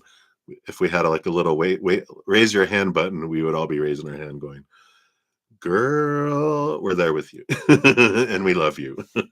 There was this great, I think I'm going to use it when I get my Easier Path podcast going. Like the sign off is this human adventure is hard, can be hard, but we are loved. You are loved. So know that. All right. What we got? All right. So, hi, Patty. Oh, you love the fortune cookie reading the most, so accurate. I love it. Oh, your life path number, perfect. I know, right? So, hang in there, my dear. All right, and then Olivia, thank you. I'll add you to the list here too. Let me check. Yep, nothing in the emails there. So up next we will have Debbie. Whoops, use the wrong little thingy there. There we go. So we have Debbie O up next, and then Ankita Moore, and then Olivia will be up after that. All right, Debbie, let's grab your timestamp here. Debbie O. Oh, that's why I had to hit the cap block. There we go. So there is your timestamp. And thank you for the donation. Let's give that a love and a like. You want to know how Randall's thoughts and feelings after your last text. All right. Let's take a look here. Hello. Hope you're staying cool down in the my text Zen friend. All right. Let's see here. Let's step into Randy's thoughts and feelings. So thoughts, what are his thoughts first in the brain going on there, right? And then what are their feelings? All right. I got those, and I got that one. And then this underneath. All right, let's see what we got here. So the thoughts they do have the Nine of Wands. Little energy here. We do have the movement of swords, which is the Knight of Swords, and the Earth Mother, too, the Empress energy here. So their thoughts here, I do feel the Nine of Wands is like this block, it's an energetic, like protection, especially with this Earth Mother. I feel like they're, especially with the movement of swords, the Knight of Swords, it is a movement, a quest to see things from a different perspective. So I feel like they're stepping back, going, and they're really kind of replaying everything in their head just to verify their accuracy. So it's like they put up everything. So there might, I don't know if the communication like suddenly stopped. It's like they have put up this block to um, really, all right, let me see, let me take a step back. Let me, of course, nurture myself. Let me defend myself. But they're trying to step back out of their defensiveness to really look at things and analyze it and go, well, let me look. Am I wrong? Kind of energy. So I feel like they're looking at it to just to see, kind of process everything that you had said and, done that, um, and communicated with here. And then we'll see what happens. So I feel like they're pausing before they're taking action on more any kind of communication because they're like, let me just check in and let me make sure here. That's their mind analyzing. Emotions, we got the Nine of Cups, Nine Hermits journey, coming back to their own heart, focusing on their own heart. Nine of Pentacles, another hermit energy. And the Seven of Pentacles, slowing their roll down. So I feel like there's this pulling back of their emotions into like a turtle going into their shell to go, all right, let me look at this. Let me see what's going on here. But the Seven of Pentacles is slowing the roll. So last thing that grows on the fruit tree is the fruit kind of energy. So I do feel like they've pulled back into themselves, you know, because they feel attacked, kind of energy that's coming in with this here. So they're like, wow. So I feel like in the beginning, I talk about the hissing cat, right?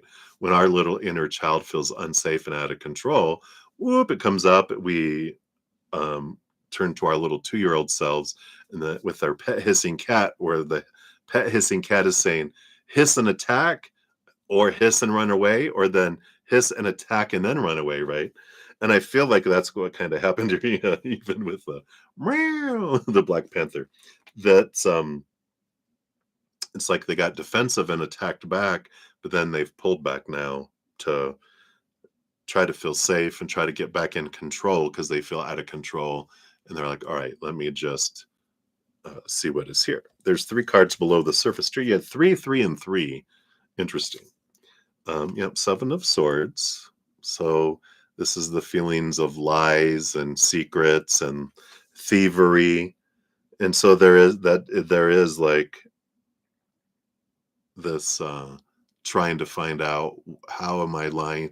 Am I lying to myself, or is this wrong information? Again, that's this a lot of the energy under here is I'm trying to get to the bottom of the truth, kind of energy. We have the Innocence of Cups, the Page of Cups, which is an energy of kind of diving deep in the depths of my own emotions to try to understand them. And then the Strength card, which is another cat energy. But we got Leo energy. It's fire energy.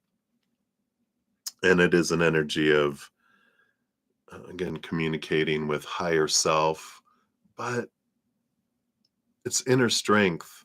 And this I don't need to defend myself. I know I'm right, which is very human of us, what we're trying to do here, right? Yeah. So, it is this, um, seeing perspectives. The bottom of the deck, they wanted to wait. We got the Hierophant, the number 5, which even in you got 143.55 for your timestamp. Fives are standing out, but they're it's the bringer of truth, right? It's to help all of us through our situations. We get called by our higher selves to see things from a different perspective and realize that whatever's happening is for us. So there is this, shaking and rattling energy that goes on. And, you know, um, so when we're, that stepping back energy is like a mirror, like spirit asks us to, when we're having an altercation with someone, there's a reason why the humans do what they do because of our pasts and our conditioning and our human nature of fight or flight mode. And we go into when we have cat fights. With a cat fight, you've probably seen cats fight, and then they're all, and then they take off, right? Once they're done, it's like once we're done with our cat fights, then we kind of sit back and go, okay, why was I triggered? This is for me, right? What am I seeing? I have no idea what they saw in the mirror of me and why they reacted, whatever. That's none of our business. And we may not even know what it was until we're back on the other side, where we all knowing and we're like, oh, that's what was going on.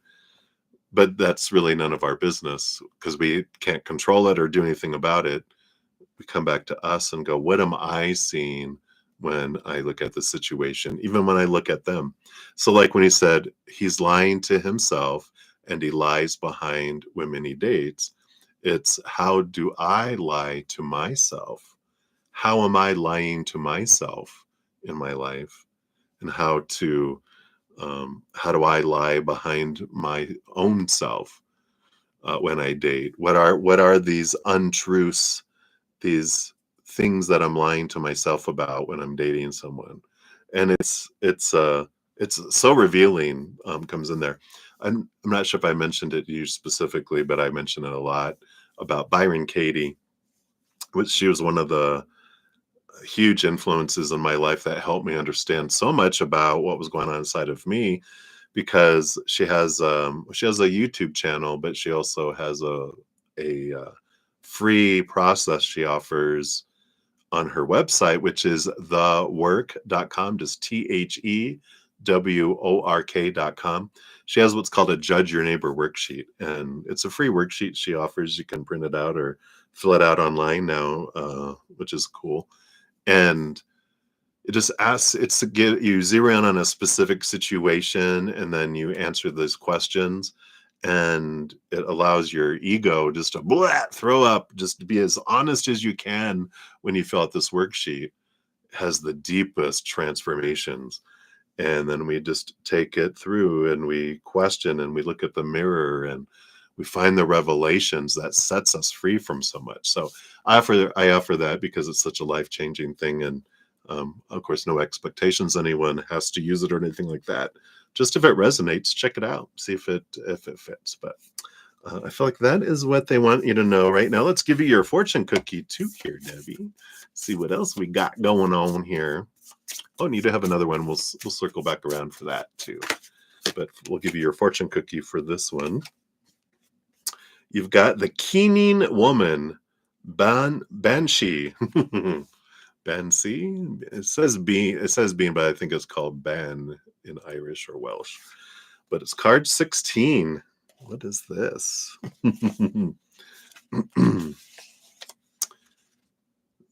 Banshee. So it is Banshee. In Irish folklore, is an elder female spirit who heralds the death of members of certain old families she's associated with, usually by screaming, wailing, shrieking, or keening. Her hair is wild and her eyes are red and raw from constant weeping. You've been saying, I've been crying so much lately. Oh my God, I turned into a banshee. She's associated with the band Chaonte, Chaointe. I don't know how to say that. The Keening woman, who traditionally led the mourning of the dead by performing a kind of funeral lament at wakes. In this way, she acted as a midwife of sorts, but one who facilitated the passage through death rather than birth. It was believed that she functioned as a kind of psychopomp, a soul guide. Wow. Oh, okay, very good. The act of keening is an act of catharsis. It's also about honoring our grief for our own hurts, the hurts of loved ones, and the hurts of the world. Grieving is a normal and necessary response to pain and loss. Wow, I love that. She tells us that we must allow ourselves the time and space to grieve for the dead and for the dead parts of us that we need to leave behind in order to make progress along our journey. Wow. That speaks in so many different ways with so many different things that you've gone through and are going through. So really sit with that energy. I feel like that is important. With your screaming, screaming at Randall, and of course the morning of relationships and people leaving work and passing of your dad, and different things, right? It's like letting a lot out. So I love that. All right, so that's number one, Debbie. So we will circle back around, like I said, for number two. Let me just add you to the list here. So we're come back around for that. All right. Righty. So Ankita, you are up. Let's grab your timestamp. So Ankita Moore, 90 degrees. I just saw 90 degrees in Houston. Wow, it's actually cooled off here. We got a cold front. 77 degrees right now. Wow, I know. All right. So Ankita, thank you for your donation and your sticker with the twirly eyes emoji. So as the exam is nearing, oh, okay, that explains. You're unable to study like before with focus. Why? And if I will clear my exam, it is from November 11th to 15th. Okay, let's take a look here and find out what's going on. Let me take a quick sip here. I know.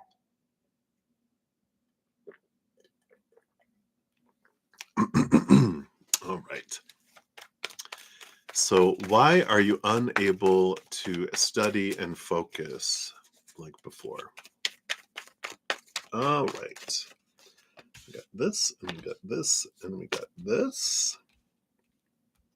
And based on current energies, will you pass? All right, let's see what we got here. All right, so why are you having trouble studying? You have the Three of Wands energy coming in here. There is a bit of an energetic block here. The Three of Wands. Let's see what these other cards are here. You got the Ace of Cups and the Sage, the Hierophant, the teacher-student energy that's coming in here. Look, studying. Yeah, there is this change.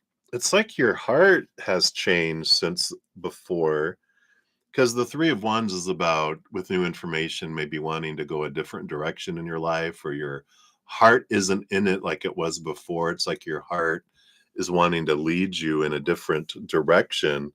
And so there's like this confusion, this fear of, what if this isn't what I want? What if this isn't going to work out the way I want it to be? What if? So a lot of drawn into the future, these fears that have kind of bubbled up, that are the mind worrying about the future. And it's great to know that, like, how did it say it? I wrote it down somewhere. It's, we can't suffer because of the past or the future, because they don't exist. the past is gone and the future isn't here yet. That's memory. That's illusion or um, imagination. We can only suffer by our memories and by our illusions, because that's what is causing us suffering. That's what's causing us angst and anxiety. The past is already gone. It's not there anymore, and the future isn't here yet either. Only this moment is. But in this moment, if we have memories of the past, it's our memories in here that are the problem, and then our illusion or our imagination of what could be or what might happen or what if, right? Those are the things that cause us suffering. But when you come down here and going, what can I focus on right here, right now, instead of in realizing that the future that's being projected is based on only what the past. We don't know what the future holds. We only are projecting the future based on what we've experienced in the past. And so if we've had failure that we feel was failure, or we saw people get punished for failing or not passing an exam or something, and these people said that about them, and I thought this about them, we're thinking of all these memories, but we're like, you know what? I get to choose what the future holds and what my perception of all it is. And everyone has the right to have their own opinions, but my truth is my truth, and no one can tell me what my truth is. So I feel like there's like this fear of the path going forward, and the fear of the unknown, and the fear of what something will mean, and kind of energy. I feel like, I don't know if you're heading towards an exam where you're getting closer and closer to uh, what's coming next energy. But I feel like if it just comes back to gratitude, that's things that we can do to get out of our heads: action, movement, energy. Go for a walk, go fold the clothes, do something to get out of our heads. Action and activity gets us out of our thinking. When we're sitting still, that's when the imagination starts. But if we're up and doing things, actively, physically active, that will help us get away from it. And then an energy of raising our vibration through gratitude for what we do have and things we love that we have had, joy, celebration, play, laughter, um, unconditional love energy, anything that raises our love vibration, that will help keep us out of fear mode. Because when we're mentally confused or blocked or whatever, it's because fear, we're in um, a different mental mode. We're not in the thinking mode. When we go into fight or flight, our body shuts our brain down to the extent where we're not thinking about stuff, we're just reacting. So I feel like that can kind of bring some clarity around it. You do have the Innocence of Pentacles on the bottom, the Page of Pentacles, which on one side is seeing your worth in relationship to the outside in a different world, in a different way, meaning I'm not defining myself by these outcomes. Um, Things in the outside world change. We go through different things, but our worth never changes. We're always perfect in the sight of the Creator. We're always fully worthy, and our worth never changes. We're priceless, no matter what happens or doesn't happen in the outside world. Doesn't change our worth, just as an experience. But when we get into this energy, I feel like with this knowledge, the Page of Pentacles is about abundance and success. But I feel like it starts with your sense of, let me take the importance of these test results away of defining me, and that they're just information, right? You have the Earth Mother, which also in response to how you'll do, that's abundance and harvest. Yeah, the Seven of Cups is just getting that past that emotional confusion, which when we feel that way, that means, that I'm in some sort of fear. What am I fearing? What do I feel like this exam means? It doesn't mean anything about me. What do other people's opinion of me? How does that change my worth? It don't. It's all perception and information that's through dirty, smudgy glasses based on how someone was raised, right? We have no idea. There's a thousand versions of us in the world because everyone sees us differently. We even see ourselves differently than the true us. because we are also seeing ourselves through our own conditioning. We don't see ourselves clearly. We don't see anyone else clearly. We don't see anything clearly, and no one else does. And when we realize that, it's all the blind leading the blind, judging the blind, having opinions about the blind. We're like, how do you even know? Well, I'm imagining it. All right. So hopefully that helps a little bit there. And Kita, let's see what your fortune cookie brings in here too. Getting down to the end of these, right? All right. I feel like it's this one right here. So you have Women's Mysteries, the Isle of Women. Powerful, powerful energy. Excuse me. Triangle 17. So in Irish mythology, Tir na Ban, the Isle of Women, is an island which lies far across the Western Sea. Sometimes called the land of the living, it's a beautiful country of many colors, filled with music and flowers and trees and birds. In the British tradition, Avalon, too, is an Isle of Women whose inhabitants, epitomized by the character of Morgan Le Fay, are healers and scholars. Wow. The Isle of Women is a place in which women's mysteries are celebrated, a place which allows them to be explored in safety and sisterhood. It's a hidden and protected land. Men come here uninvited at their peril. The women's mysteries which are honored and explored here include the blood mysteries of Menarche, I'm probably mispronouncing, Menarche, Menarche, menstruation, motherhood, and menopause, the creative mysteries which spark the blossoming of new life, art, and ideas. The archetypal feminine in all its forms is also celebrated on the Isle of Women. It's a place where the lost or damaged feminine can be explored, reclaimed, and reimagined. It's a sanctuary. It's protected from the outer world, and what's contained within it belongs only to women. This card invites you to find a safe place, right? Here's that we're fearing, so come to this safe place, and to rest a while as you explore the mysteries of the feminine. In this sacred, inviolable space, you can explore the manifold ways in which those forces show up in your own life. Wow.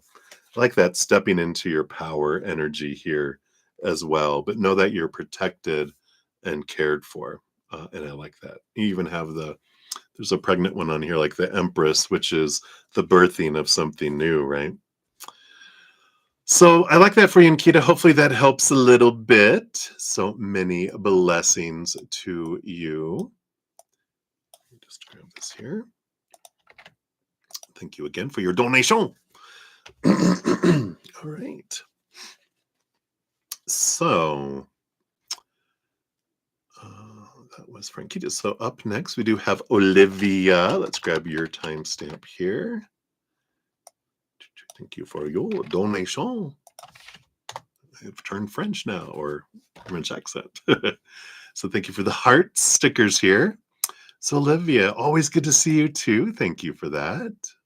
Absolutely. Nosy read on CR's thoughts and feelings towards you, and will they be taken actions? All right. Let's find out here. Sorry, let me take another sip here. Must have the storms are starting to come in again. I can always tell. I've got an inner barometer.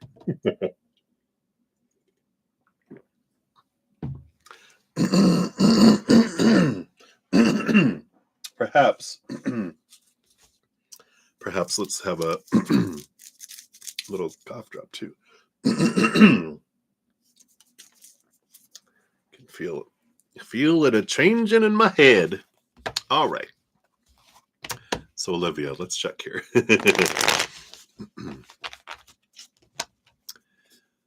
So nosy. CR's thoughts. Let's step into their thoughts. All right, thank you. What else? Anything else in their head? That is good for us to know. Thought there was one. We thought there was something there. Knock, knock, echo, echo. Okay, there we go. I knew there's something below the surface of their brain going on here. Come on. I know I want this one. All right, they want it below because those are even harder to find. So they've got some depth going on there. All right. And then the feelings.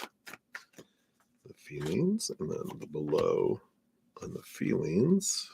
Do want this one too. And these two as well. All right, they want these like separate. Interesting. All right. And then, so sorry, will they be taking action? All right, that's kind of like a, yeah, they just want one for that, a yes or no kind of thing that's going on here.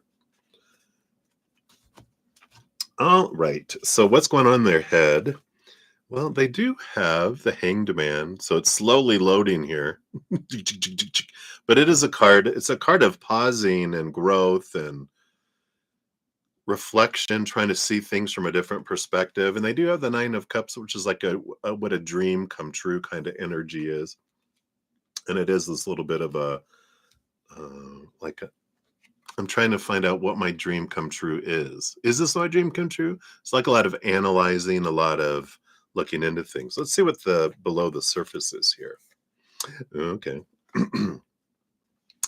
Yeah. So they do have the Nine of Swords. Here's that mind energy. It's a lot of nightmare, insomnia energy around my fears, and the Earth Mother energy. Immediately I got here, I'm fearing there's fears that have been, like triggered from mother when I was younger about not being good enough, abandonment, fear. It's like a lot of lower vibrational experiences. I feel here in the bottom of the deck, we have the Five of Cups that's coming in here. And there is this energy that I'm picking up. And I feel like this was inherited from his mom, that she tended to focus on suffering and pain because when she was growing up, that's what she got attention from. And so she would focus on that. And I feel like he, RJ, not RJ, C, I was thinking, I don't know where RJ came from. CR, right? Whatever name we had, we know who that is. Where is it at? It's up here. Oh, there it is right there. Yeah, CR. That they also learned that that's how they got attention, because we basically, their mom would act sad and then they would get what they wanted, and they learned that from their mom. Oh, she cries, I give her what she wants, and everyone give her what she wants, so I do too. So it's like I focus on this isn't working out, this isn't happening, da, da, da.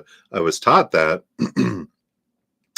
And but I feel like there's a lot of fears around that happen here too.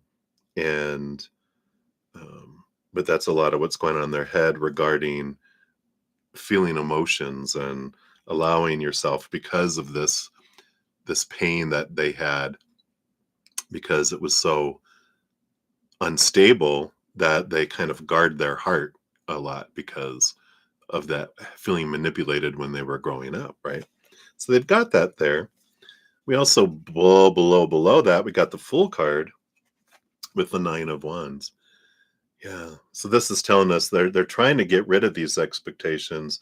The Nine of Wands is there's this block that they've been hitting against because they don't want to do this anymore, and that's why there's transformative energy. So I do feel like they don't like it, and they're trying to change it as well, this old stuff, because they do want to evolve. They do want to have a dream come true, and they realize I can't get it this other way. So they're trying to fill out a different way, but it's inner child energy. The inner child is used to all of that and doesn't like new and change. So it's Nine of Wands is their inner child resistant. No, I like it this way. No, not a new way. At least I know this, right? Excuse me. Frog in my throat. So I feel like they're wanting to do this and move beyond this. But that just so that is helpful to know that they do have this. They're trying to figure it out with the nine of cups, what their emotions really are. It's a lot of overthinking energy going on, trying to fix some emotional things. So we'll see what's going on emotionally here, because we can't fix emotional stuff with thinking. We have to fix emotional things with emotion. We can change our mindsets through thinking and doing that, but we can't use the mind to change the heart. We have to use the heart to change the heart, the mind to change the mind, right? And actually, if we change the heart, because we feel emotion first as emotional beings, and then we create thoughts, 1,000 thoughts around an emotion. If we deal with an emotion, it transforms those 1,000 thoughts that we created from that emotion. So, but you can't solve this from here, because this is the root, but you can solve a lot of this stuff by going here. So doing emotional release and doing emotional work is probably the, even though it's the most scariest to us, right, it is the most productive. Anyway, side note. All right. Let's dive deep into their emotions. We have the naked heart, interesting energy, and the 10 of Pentacles.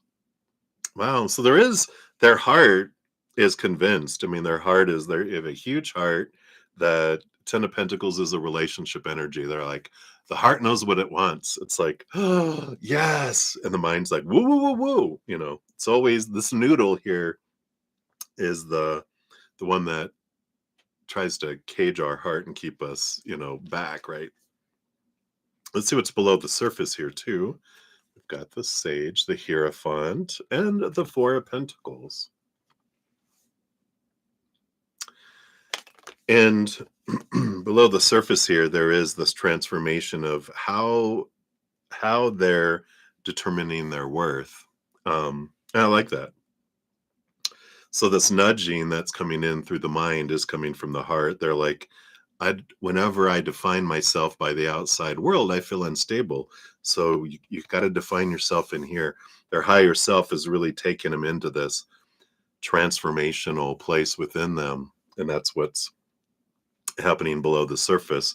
And that's why they're trying to change, because they just know that this isn't who I am and I don't want to be this way. So their heart is moving. They definitely have these emotions here, but the mind isn't letting it get out of its sight yet. Yeah, we got the High Priestess and the Chariot. Oh my goodness. Two powerful energies here.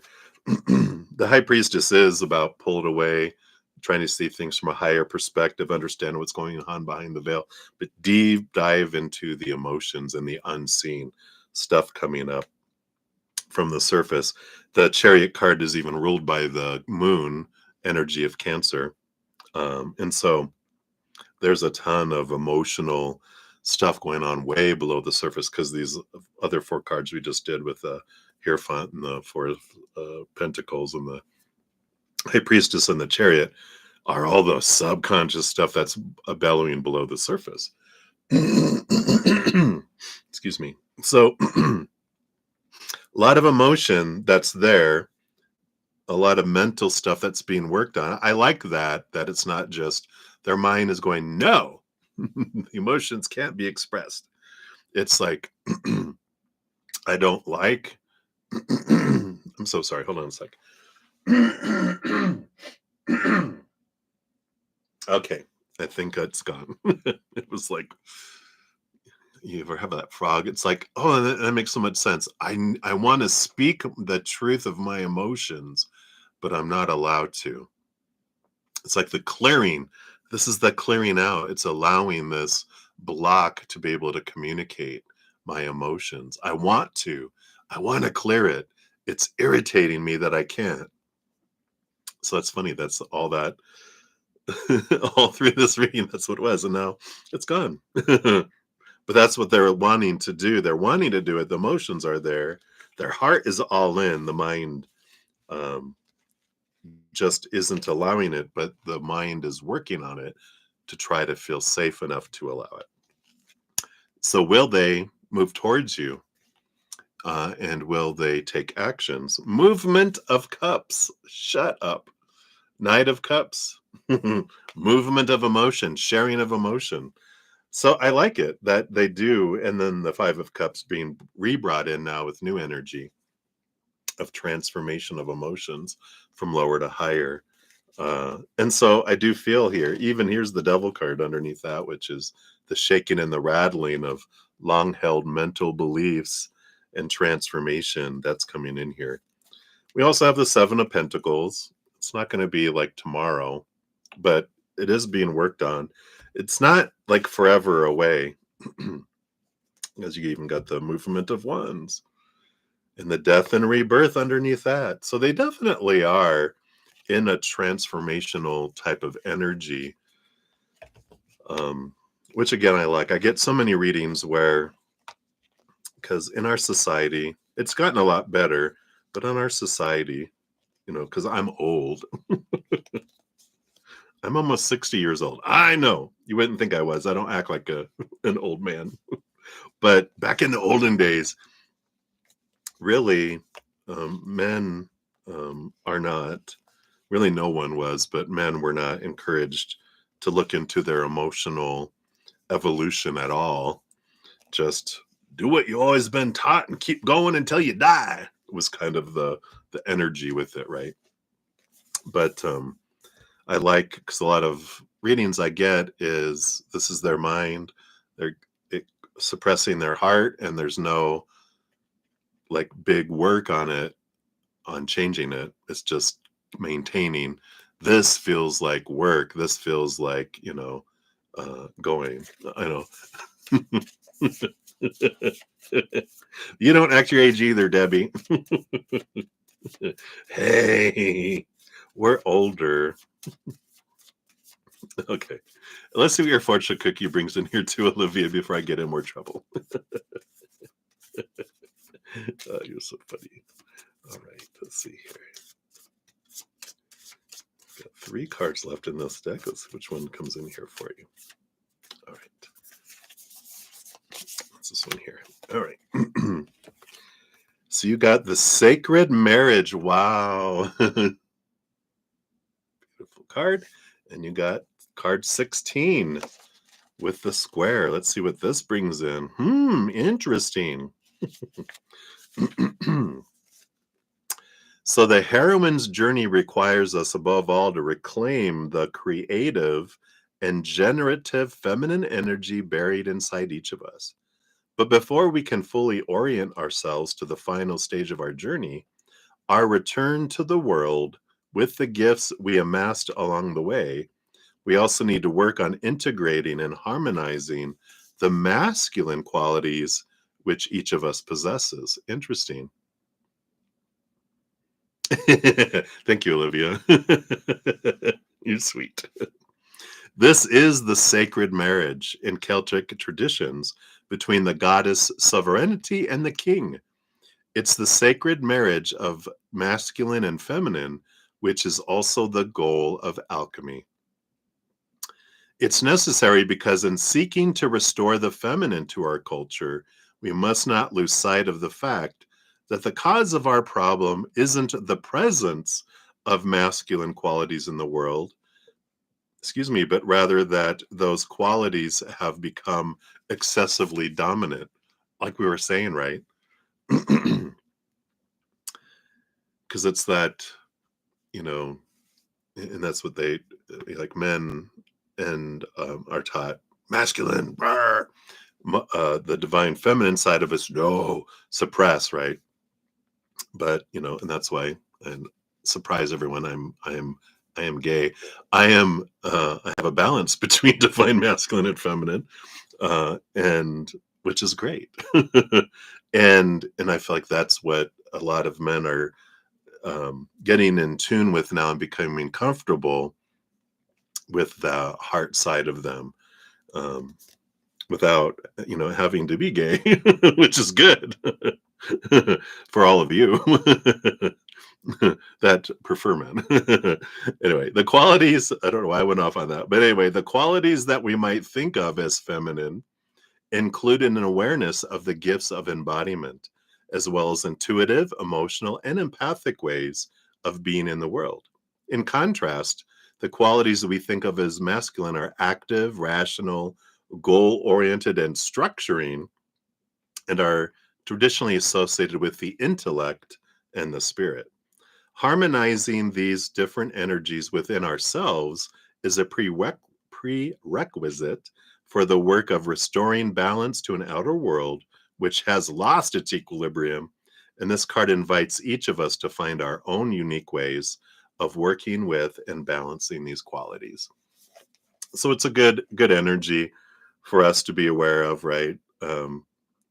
We're seen in a mirror of masculine characters in our life, that they might be out of balance in one direction, allows us to see maybe how am I out of balance in the other direction, that I have both divine masculine, divine feminine within myself too.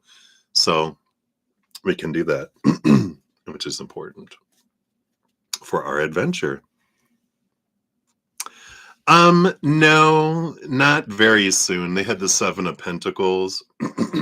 So it is an energy of you know it's taking a little while longer, but they're working on it. Any timing on this? I don't feel like it's going to be a sudden lunge forward. It's going to start as a leak and then become bigger, bigger flow, bigger flow, bigger flow. So you're going to start to, I don't even, I feel like you're not going to notice. It's like a boiling a frog. It's slowly turning up the heat. You're going to be suddenly be like, what? Wait a minute. Wow, they've been sharing their emotions more. Because it's going to start with little things. And I don't feel like it's like not even going to be like, oh my God, they're not going to go from here to like, hi, there's going to be, before you know it, you turn and you're like, this, wait a minute, you know, it's like if you don't measure your children growing up, like, how they used to on the door frames measure their height, and you can like write the dates and go, look how much they've grown. If we're not doing that, before we know it, we're like, oh my God, you're like my height. When did that happen? Because it's slow. I feel like it starts off as a leak. But the leaking, the leaking starts here. I do feel here through the next 7 weeks is when the leaking in the flow starts more and more, because they're telling me a big piece of this is the eclipse season that we're going through with Virgo and Pisces combination is bringing this. It's the opposites of emotion of Pisces and Virgo, earthy but thinky energy, bringing them together. So that's what's coming in here. It starts with a leak. Ooh, the air conditioner just turned on. Must be getting a little warmer upstairs. All right. So hopefully that helps there, Olivia. And many blessings to you. Let's see, I think, sorry, I wanted to see here. And Keita, if you are still listening, I see you wanted clarity on yours too. You said you'll pass, but you're fearing much. I hope I got it right. Yeah, I do feel like they're bringing up your, Ankita, you're doing what you can to, focus, just allows things to, better scores, better process. But the reason why you're having trouble studying and doing all that, why it's taking so much effort, is because your mind is having trouble focusing because it's focused on fears. So as the more you can calm yourself there, the more easier it becomes to study, and the more I feel like your result will be even better. I feel like you'll pass, but I feel like it takes a lot of work because you have to super focus your brain instead of it just being in a place of absorbing because you're in a place of joy and gratitude. So, all right. So hopefully that helps if you were still here. All right. Olivia, you're very welcome. Thank you again for your donation. Appreciate that. All right. So up next, let's see, we have some additional ones that came in. So we've got, so Debbie will circle back around for you, and then Johanna will circle back around for you, and then Sudeshna will circle around. Thank you guys so much for your multiple donations. I really appreciate these. All right. So Debbie, young Debbie O, here are your timestamps. So sorry. Didn't mean to offend. I know I didn't.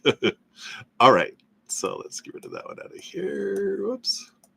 There we go. So let's give that a love and a like since it lets me. So how soon will your next love come to you? All right. Let's take a look here.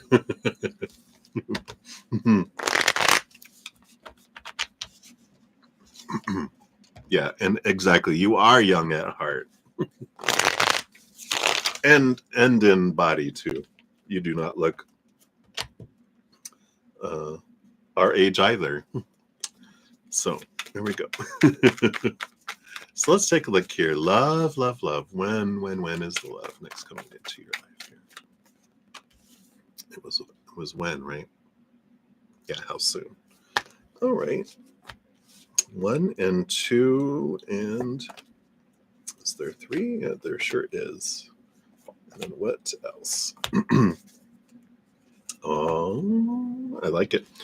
You do have 1 card and then 2 cards and then 3 cards, which of course is things are step by step, things are building toward it. Bottom of the deck, the reason I went, oh, is because you have the Spirit of Cups, the King of Cups. No problem. You can always come back and listen. But there's this, this is like that energy of a perfect fit because it's someone who's balanced between their head and their heart. King of Cups rules over cups, but behind the scenes they have swords. So there's this beautiful balance. They can communicate their emotions. They're intelligent. You have great conversations. They're not so emotional that they're emotionally unstable or too much in their brain. They don't know what an emotion is. It's a beautiful fit.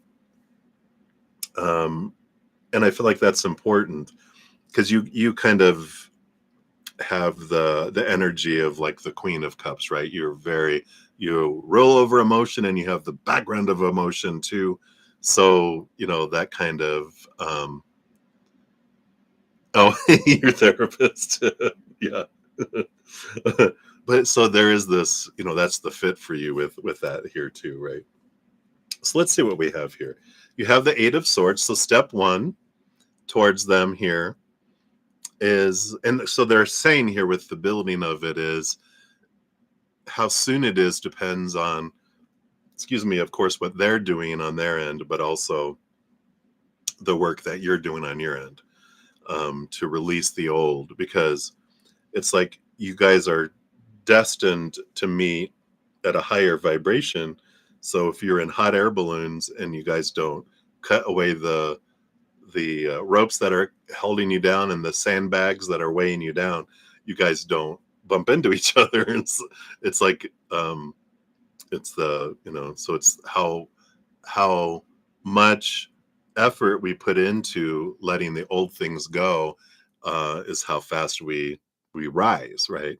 If we're like on a rope with a little file, it's going to take a while, right? But if we're like snip, snip, snip, then woohoo, here we go, right? These freaking emotions. But like your fortune cookie, it's all about you're like one of the heart chambers of Mother Earth that you help the earth and the people in it mourn. So you cry for more than you. But the Eight of Swords is about letting go of your own thoughts and beliefs and mindsets that don't serve you anymore, those that you're releasing. These creations that your mind put up, structures to not feel pain again and to make sure you feel pleasure again. These things can be, cut down, right?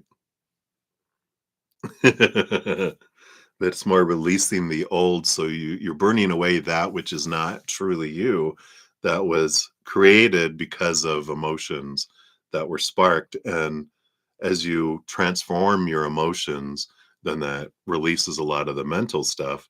But it's a starting with beliefs and thoughts that don't serve me anymore. And so as we've been talking about, through your other reading, and in that it's about questioning a belief that, like those things we were talking about, getting to the roots of the fears is step one, which is where you're at right now, right? Step two that comes next is here's a transformation, death and rebirth, movement of emotions.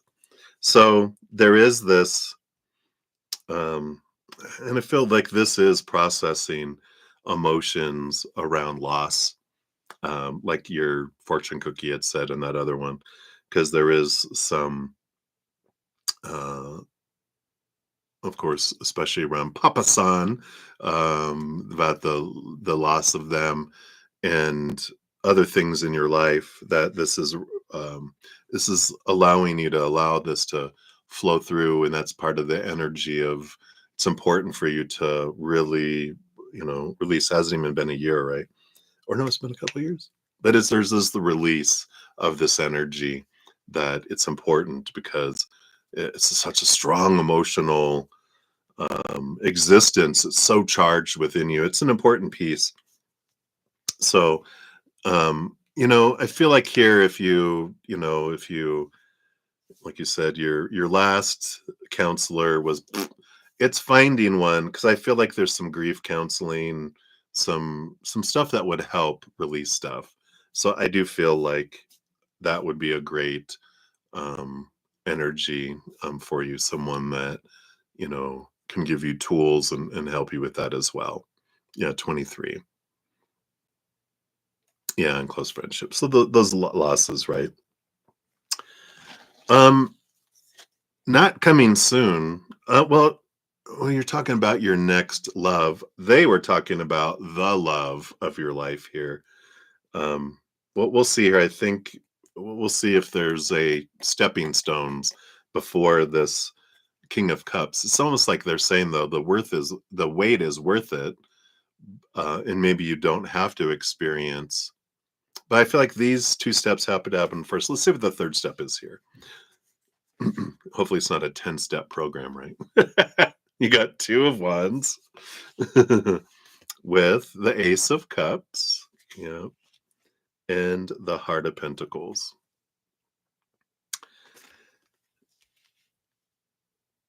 All of this, the Ace of Cups is finding your self-love. The Heart of Pentacles, the Queen of Pentacles is Mother Nature, Mother Nurture. The Two of Wands is learning your power of your focus of your energy. And so, these steps that are going in here, they're like important steps before you get into this long-term, the last love of your life that you'll have in this lifetime that feels like a fit. And there is these steps to go through to do this, right? Yeah, you don't want to have another stone. A stoner. I'm gonna start calling them stoners instead of stepping stones. No offense to anyone that's a stoner. No, no, no. Um, let's see here. What's below the surface here? You do have the Six of Wands, which is equal attraction, and Earth Mother, Mother Nature, Mother Nurture again. So there is this underlying energy that's here, definitely, that's about nurturing yourself. You don't. I feel like they would tell me here because when I'm asking about stepping stones, that there's not an absolute requirement for one. Um, it's like if you ever take like in high school or college or whatever in schooling where like they're teaching chemistry And we learn it from a book in class. And we don't have to go to the laboratory to mix the chemicals to see the reactions and see things blow up and explode and really learn the lesson really, really, really good that way. Um, we might be like, no, I've seen the video. I get it. You know, that makes boomy. I get it. I don't have to experience it. That's the kind of energy is you don't have to. But if I don't do the studying in the class, then I will learn on the job in the laboratory through the explosions. And so we have two routes. Feel like that's the two of wands is you have two ways. You can learn it the easier way or the harder way. And I know I learned the harder way. Seems to be human, but you don't have to. So when they're saying there's a stepping stone, there can be if you desire them. And it's like I can't wait. I want to. That's generally what we do. Is yeah, I'm learning about relationships. I feel like I've learned enough now. I want to try. Boom. All right, I'm back in the classroom with my hair on fire and no eyebrows. But I feel like that's what's coming in here. It's your choice. It's all your power of choice. And with the two of wands, it's like how soon it is depends upon how much energy you put in. And of course, how much energy they're putting in.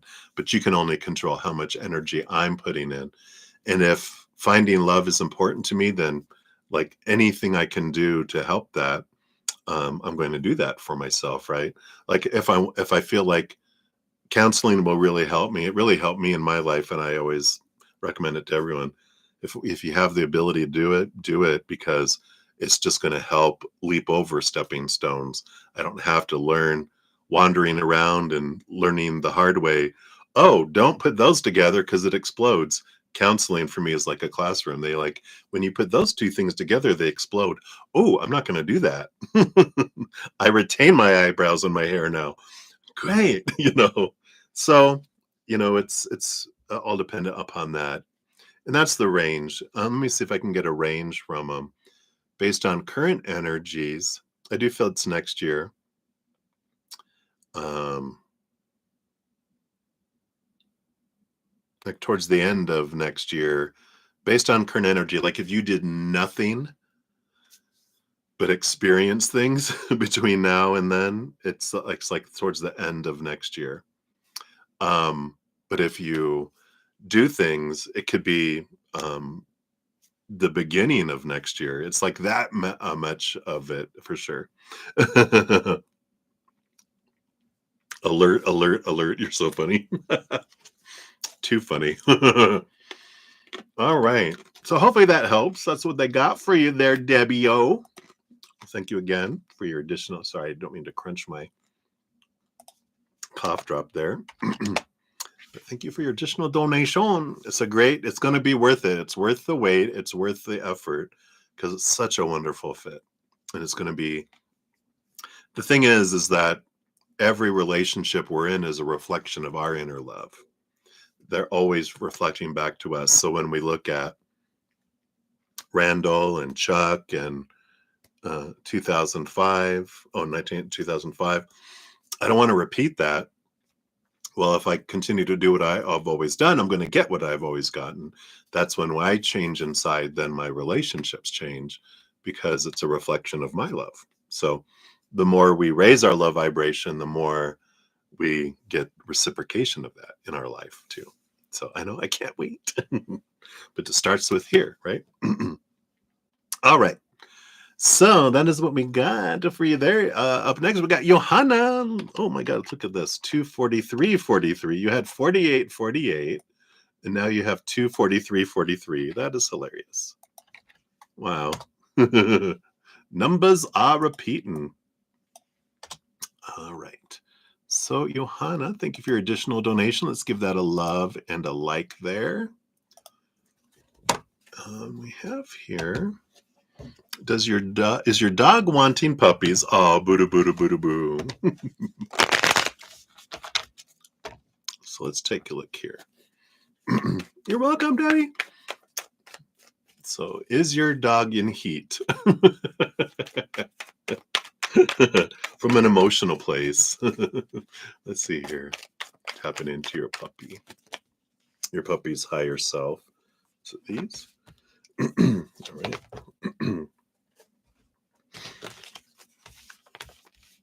All right.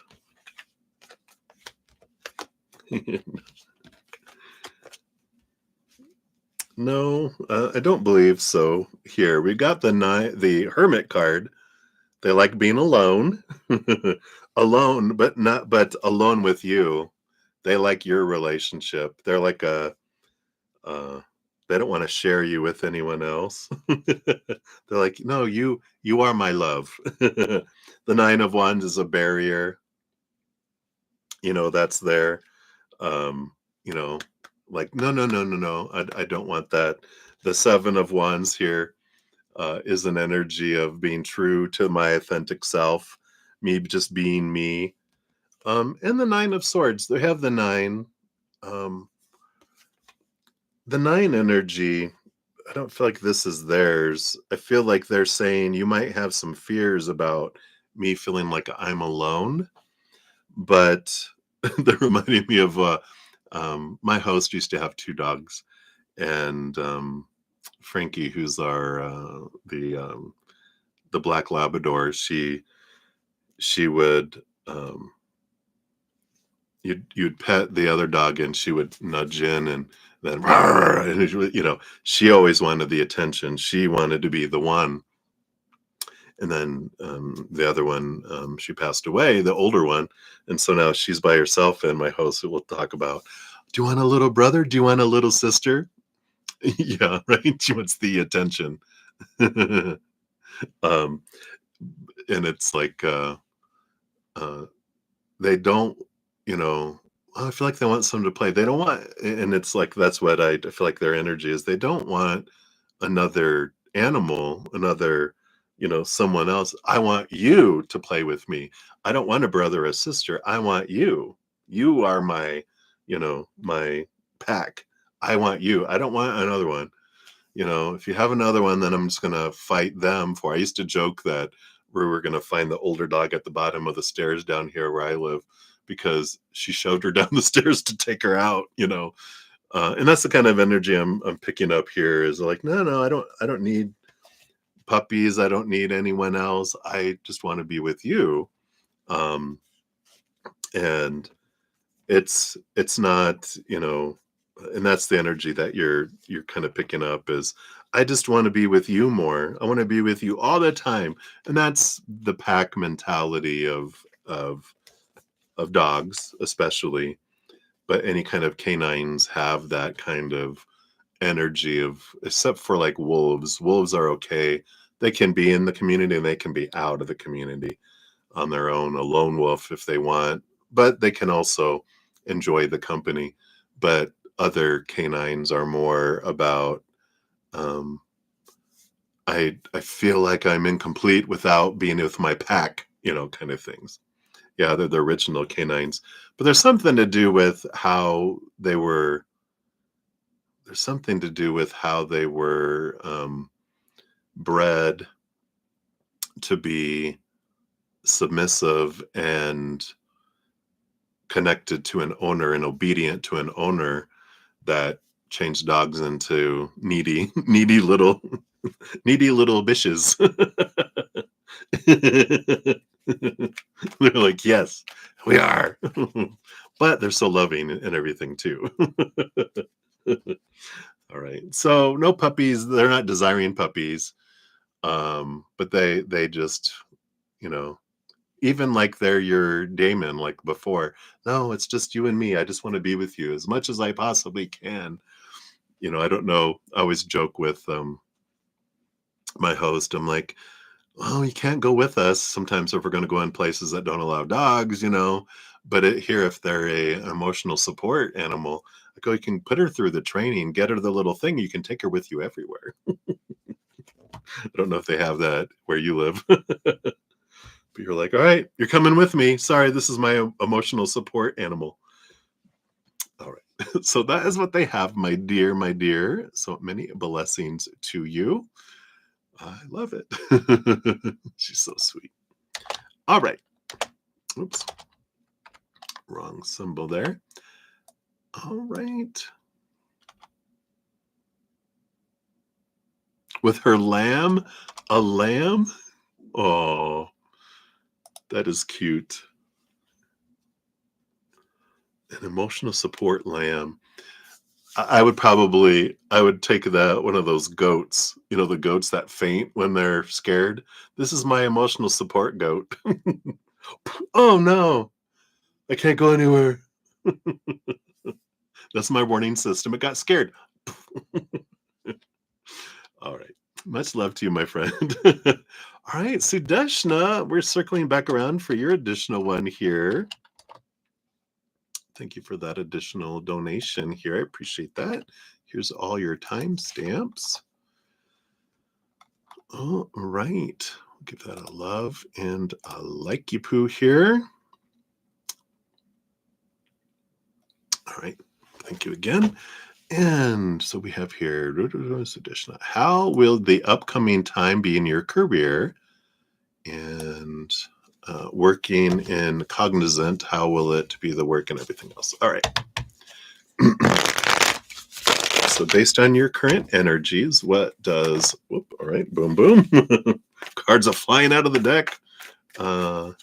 Just in your career, I feel like that's just in general. And then specifically at cognizant, how will it be working there? All right. Bottom of the deck, you do have the Six of Cups here. Six of Cups energy. There is this childlike returning to that place of like before we're told what we can't or can't do and what's not available for us. What's that dream that you had as a child? But it's like returning to that, the world of possibilities, that anything is possible, instead of in the mind of telling us how things have to be, supposed to be, need to be, should be, blah, blah, blah, right? There's like this freedom energy. But I feel like there's this nudge on the bottom of the deck regarding career. It's like, is this what your heart wants? And I feel like you get this a lot, right? Around career. What does your heart want? Your brain, very firm on what it wants. But the heart, do we know what your heart wants? And it's like going back to your childhood, to that kind of energy is there. Let's see, just general career. Yeah, you got the devil card. Well, Saturn rules over Capricorn, which rules over the 10th house of work, but it also is the shaking and the rattling of our cage, right? The devil card it's like our Saturn return, which has us question long-term held beliefs that we've had, the mind stuff, right? Since we were a child, questioning that, shaking that. You also have the Fool card underneath that, which is like this childlike energy I was talking about. It's the Zero card. It's the zero expectations, a world full of possibilities, no restrictions that the mind has put on it. And what is it that I want to do? What is it? If I had nothing, no one's opinion interfering with me, no long held beliefs that I fear if I don't do these things, what will people think, or what will be the repercussions, etc. What is all this, right? And how does that, come to us? This is the career. It's like you're going to be getting clarity come in your career as you're getting into stuff and feeling like not fulfilled on the inside, like checking off the boxes in your head. These are the things I'm supposed to do, but it's not going to feel fulfilling. Eventually, you're going to find in your heart what it is that you want to do. And that's what comes in here. And then you have a restart of a new adventure. You might even go back to a school for other things with the Hierophant underneath that, which is clarity of things, seeing things from a higher perspective, but it's also the teacher student kind of school energy as well. So we'll see. Working at cognizant, how will it be working there? You have the Four of Cups, the card of emotional boredom, as we were saying. You do have the Ace of Wands, a new spark of interest, and the Sun card that comes in here too. So I do feel like here at Cognizant, I feel like is a place where you will find a new spark. through your experiences there anyway, because the sun card shines bright on everything, revealing things, even the cobwebs in the corners, right? It's also the inner child energy. It's playful energy. The Ace of Wands is also playful, passionate, excitement, getting reactivated, a feeling around life. So I do feel here cognizant is going to feel very, your experiences there will feel very bland and very like you've reached, I can't go anywhere beyond this here.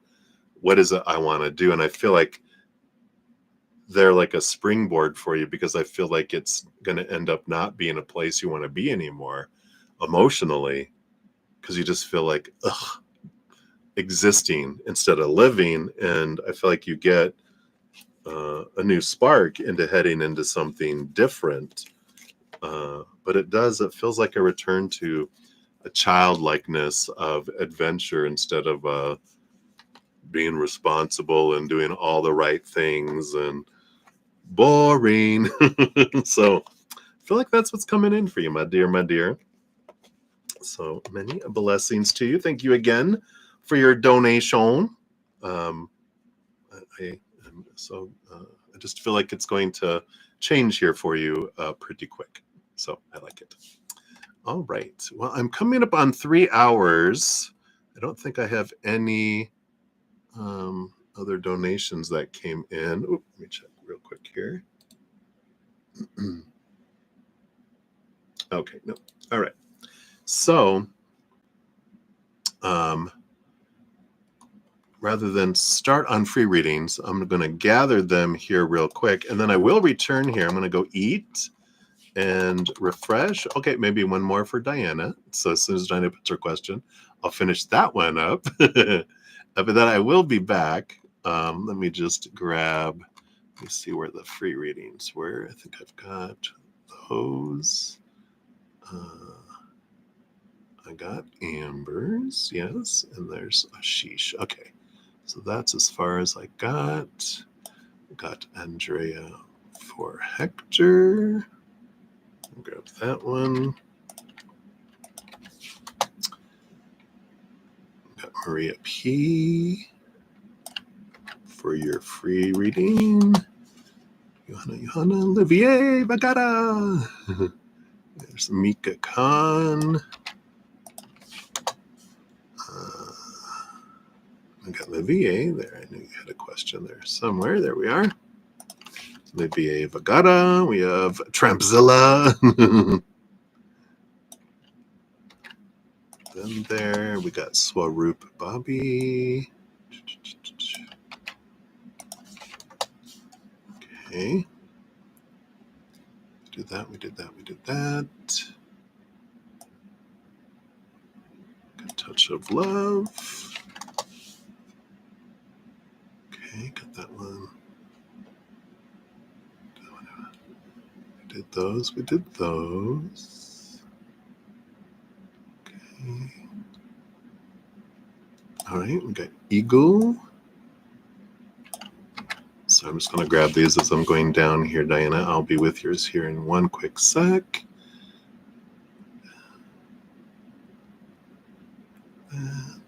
Okay, that's that. That one was that one. Okay. Debbie. And we got Jazz. We got CJ. Okay. Got Dejona. Whoops. Wow, mouse misfire. There we go. So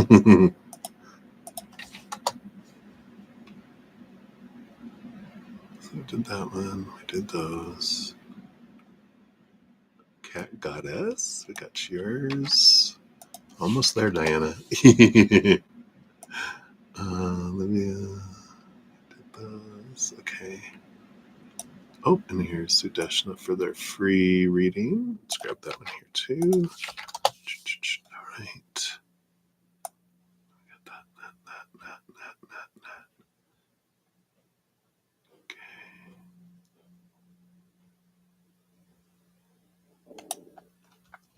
Amber, a general read on what does spirit. I think I have that one right. I think I have that one ready. Yep. Yeah. So I have that, Amber. You'll be, yeah, you're like fifth or sixth on the list when I return. So we'll get to yours there, and then Flo. Hi, my name is Flo. Let's grab yours here. Okay. And all right, so I think I've got all the free readings there. So we'll finish up here for the final donation. And then, like I said, I will return in an hour or so after I eat, and I'll finish out all the free readings as well. All right. Thank you, Deb Debbie. Enjoy your lunch or your snack or whatever you're going to eat as well. All right. So, Diana, you're at 30033. Look at all these threes. Maybe that's why I was perfect. A message in itself here while we were, what they wanted me to gather all that first. They wanted you to have those numbers. So, good afternoon. And you caught me just in the nick of time. That's what I'm reading. Oh, you're very welcome. Oh, wow. They did end up confronting their actions while at the show. Wow. Did not accompany CP when CP went out of town this weekend, and this is a major first. Wow. All right. Dun, dun, dun. Yeah, no problem. It was perfect timing. Perfect. So let's take a look here. So a reading on CP and SF as CP returns today. Dun, dun, dun. All right. So for this week and next weekend, let's see what we got going on here. All right. What is happening? So this week, and this is leading up to next weekend. I feel like there's one more for this weekend. Here it is, which leads to the weekend.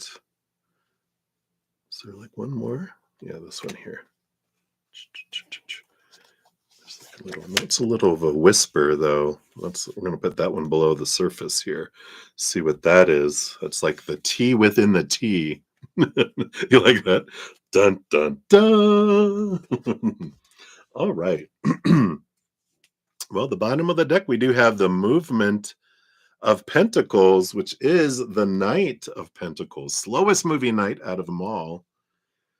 So it does feel, excuse me, a little bit of a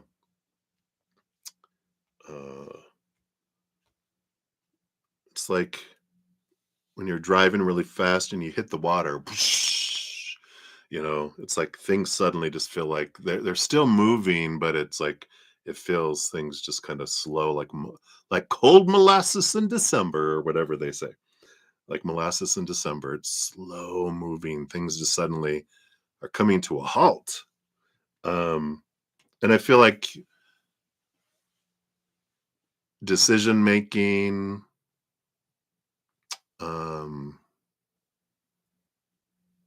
interactions, reactions, things just kind of feel really slow now between them.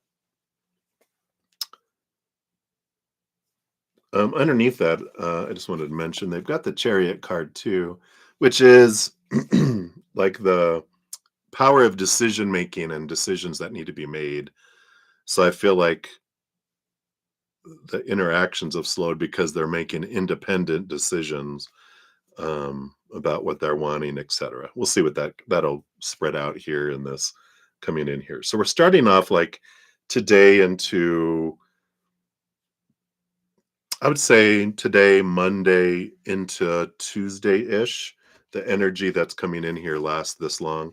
Yeah, we got the Fool card, which is looking at, as they return today. Well, I feel like because there's so much independent energy going on, that this is going on today independently, period. So far, that's what they said. And it's like, oh, because the full card here is a world of possibilities. It's the ending of an old cycle, the beginning of a different type of adventure, a different phase. And we have the Seven of Pentacles, which they're both realizing the fruit that has grown on the trees isn't what they're wanting anymore. The fruit that last thing to grow on the fruit tree is the fruit. And then when you get the fruit, you're kind of just like, well, I'm not sure, you know, why did we plant an apple orchard? Well, everyone wanted apples. They thought apple pie, apple cider, apple juice, apple fritters, apple pie, whatever. Um, but do you like apples? They go, no, I don't like apples. Do you like apples? I don't like apples either.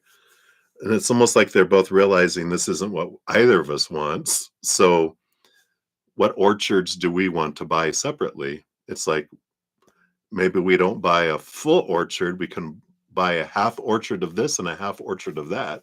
So we both can have what we want. It's that kind of energy and interesting. Underneath that surface here, we have the Six of Cups. Six of Cups energy. Interesting because this is childlike energy of what is my dream come true? What have I always wanted?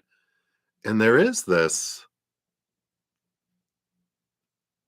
and I feel like was this what we had last week? Because I'm getting this energy of like, you deserve to have your dreams just like I deserve to have my dreams. And I feel like the outside world interactions with a lot of different people, it's like brought them into this same camp of, yeah, why are we trying to please the world and each other? But why are we trying to please the world kind of energy that's there, right? It's like, okay. So I feel like they're trying to figure things out. What do I really want? And what is my true dream? And what does my heart want? And I feel like there's just this, and this makes sense with all this eclipse energy, which is the shaking and the rattling of, am I living the life I want energy? We're all kind of going to go through this to some degree. But I feel like this is a huge thing. And I feel like it was sparked a lot by external interactions. Because I feel like they're used to their conflict. They're used to their, you know, energy. But there's something on the outside that triggered them that is having them look at it. And and it's not like they're becoming like the enemy of my enemy is my friend. if that if that makes sense. It's like, yeah, we're not like buddy buddy, but because it's we're both in this situation where we feel like we have enemies or being attacked, kind of puts us in the same camp, even though we're not going to share the same tent. If that makes sense. I don't know. That's just what's coming through. So Sunday, Monday into Tuesday energy, we got the Nine of Wands. What is this barrier that we've been hitting up against over and over again? But instead of running up against the wall, the Nine of Wands usually has someone with a bandage on their head, hitting the head up against the wall over and over and over again, expecting a different result. This time, it feels like we're both approaching a wall. Like, so what is this wall? How can we get around this?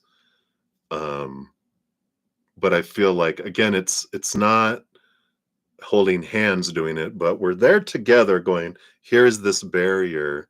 How can we how can we get around this? It feels more a joint effort instead of working against one another, slamming each other up against the wall, figuratively, here.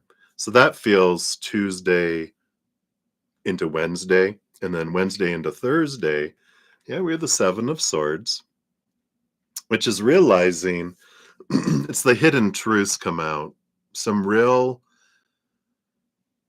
about my own self, like old thoughts and beliefs and mindsets that have cheated me out of the life I've wanted.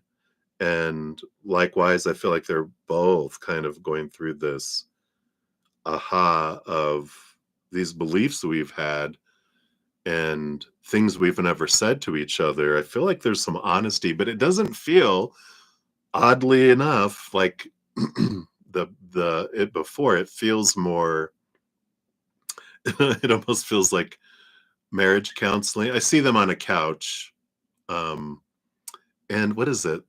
Mr. and Mrs. Smith with Brad Pitt and Angelina Jolie.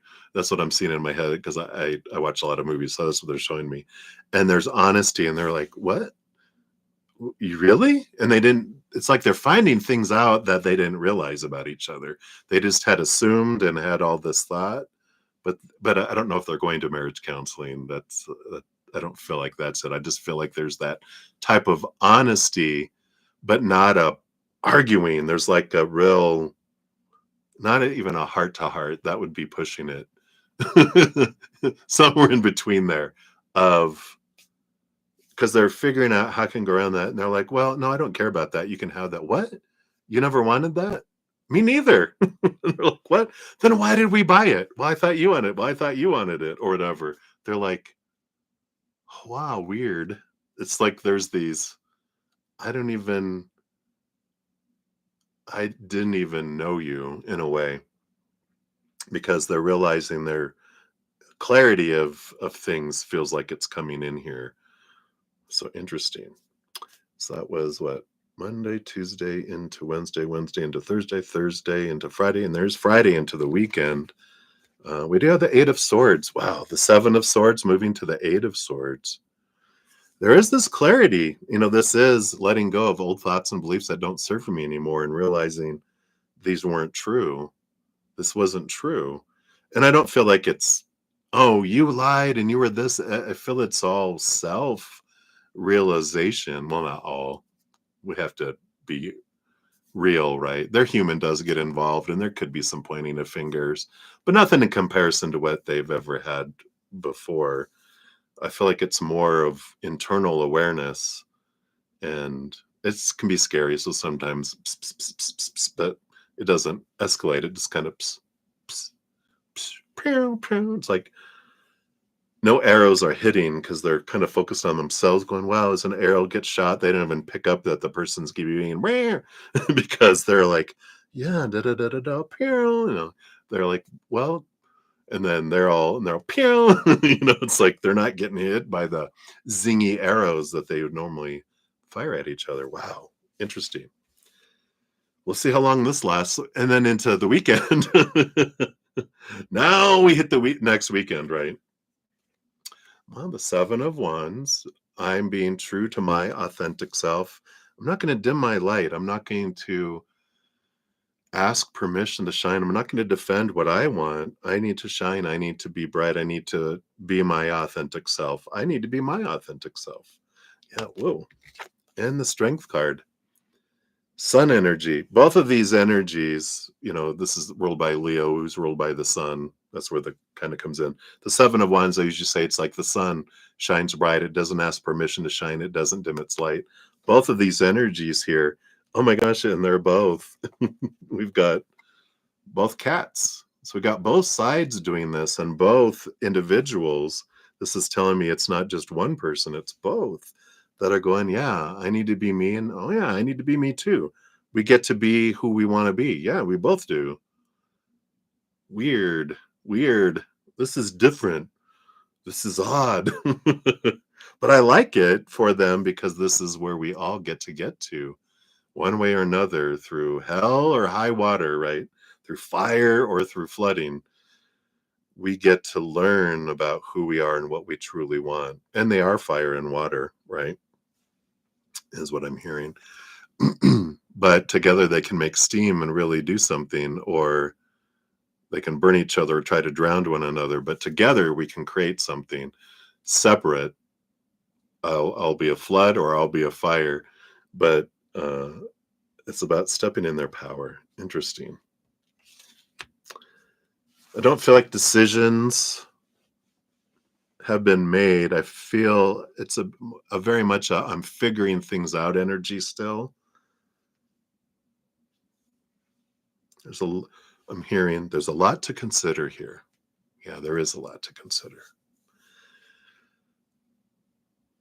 And again, the movement of pentacles, slow moving energy on the bottom, and choices that need to be made, but not being made yet. But considerations. What are my choices? So that I know what I can choose from. Because are they both? Well, I feel like maybe one more than the other, but both. I want to make educated choices, educated decisions. I don't want to make sudden. Let's make educated decisions. Yeah. Let's make educated decisions. Interesting energy. Now the whisper, the one that I'm interested is the one that was like what's being quietly said that maybe hasn't been shared yet. Oh wow. The star card. What is my dream come true? Neither wants to share that yet. That's the whisper. That's what's secretly whispering inside of him. That to quiet myself is how I have to hear that in my heart. Because in my mind, if it's rah, out of fear, excuse me. Yeah, I don't feel like I can speak my truth yet. Let me take a sip here.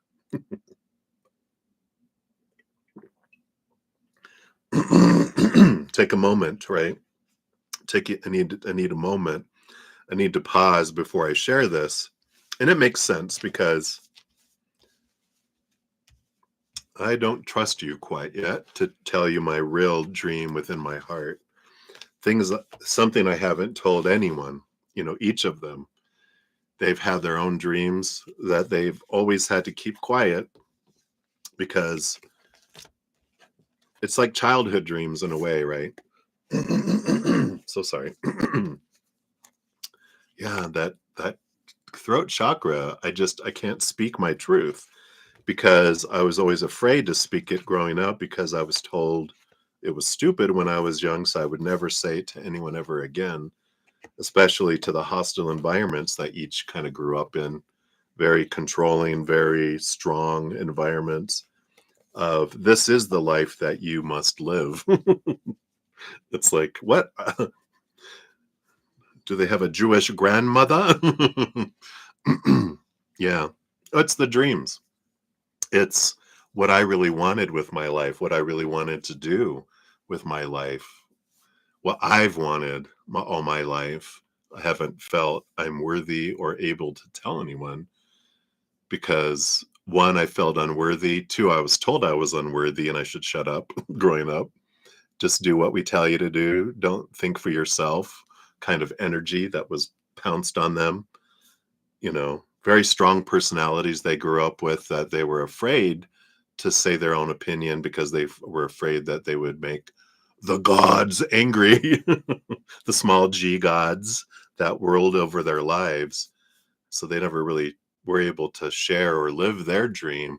It always sacrificed for the dream that they were given instead of the dream that they really had. And both of them have been living this life of existence instead of living. So they haven't been living life, they've been existing life, but they're waking up. But they still don't feel like they can share that. If what is your dream? I'm not telling you because you're going to tear it apart like everyone else. I can't share that. But this is what they're trying to figure out. How do I make my dreams come true without telling anyone? Huh. Gonna be a fun one there with that. So interesting.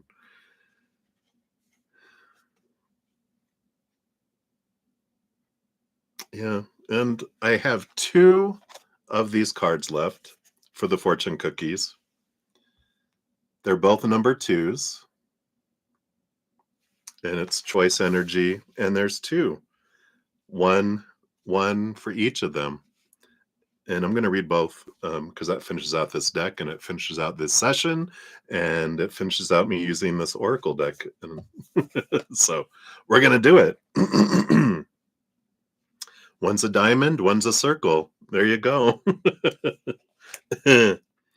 So let's see what these bring in and what kind of more clarity this brings in, and we'll see what energy comes in with these here. Oh, that's triangles. Let's do the circle first, since that's what comes first in the book.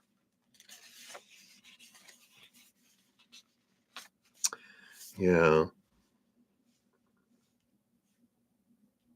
Let's see what comes up in these. I'm not sure. Yeah, the two twos. To have two cards left and have them both be twos. So the old crane woman is the first one. Let me just oops.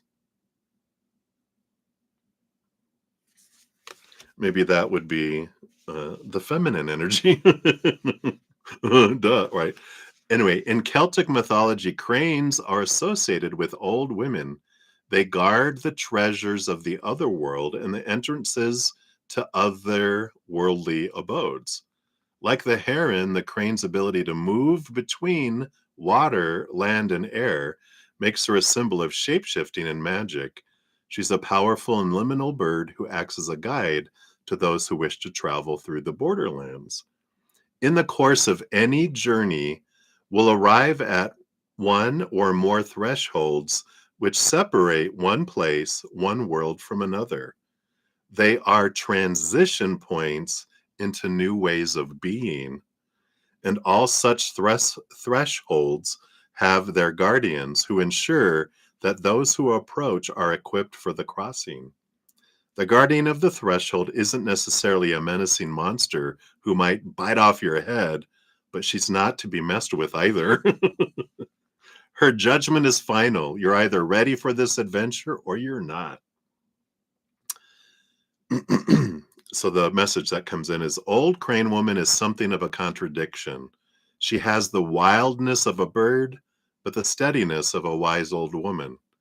Her decision about your suitability for the challenges ahead will depend upon how you approach her, and chances are she'll have a test for you, a question, or a riddle to solve. But the guardian of the threshold isn't your adversary. If you're ready for the crossing, she's the one who will show you the way. Old crane woman, if you ask her nicely and are sure to pay your respects, is your soul guide. And in this card, she invites you to step forward to answer her questions about your readiness for the journey ahead and to reveal to her the essence of who you are. Wow. So I feel like for her, she will share your truth if you pass her riddles and her questions, if you can prove you're worthy to hear it. So I think, like, based on current energy, I don't trust you to tell you, but I feel like as things progress, as this journey continues between the two of them, that the guardian of her threshold determines whether you're worthy or not. One, to are you going to be a part of this going forward or not? Is number one. Because why tell you my dream if you're not going to be a part of it? And it's 2:22 p.m. right now. As I looked over, 2:22 p.m. where I'm at. 2 2 T for two and two for T. But I feel like if she feels that you could be a part of this and you can prove it that you're worthy of hearing it, then I'll share it, but not until then. Interesting. All right, and then let's look at the two of diamonds, which is the rooted card, the deep roots, very earthy energy.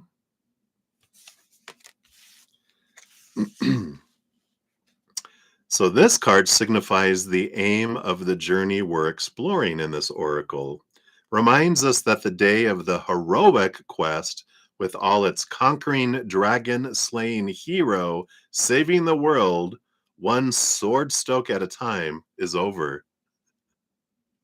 Isn't that crazy that so that energy was divine feminine. This energy is about the hero and masculine energy. That your hero saving days are over. The notion of the hero's journey is derived from the intensely individualistic, human centric Western cultural mythology that for centuries has had us firmly in its grip. But the journey that women need now is a post heroic journey, a heroine's journey, a path to understanding how deeply enmeshed we are in the web of life of this planet. Very much this energy of you have your heroine's journey and I have my hero's journey. There's two separate journeys, but it doesn't mean that, this doesn't necessarily mean that they have to be separate. They could still be part of each other's journey, but it's like her journey isn't his journey, and his journey isn't her journey.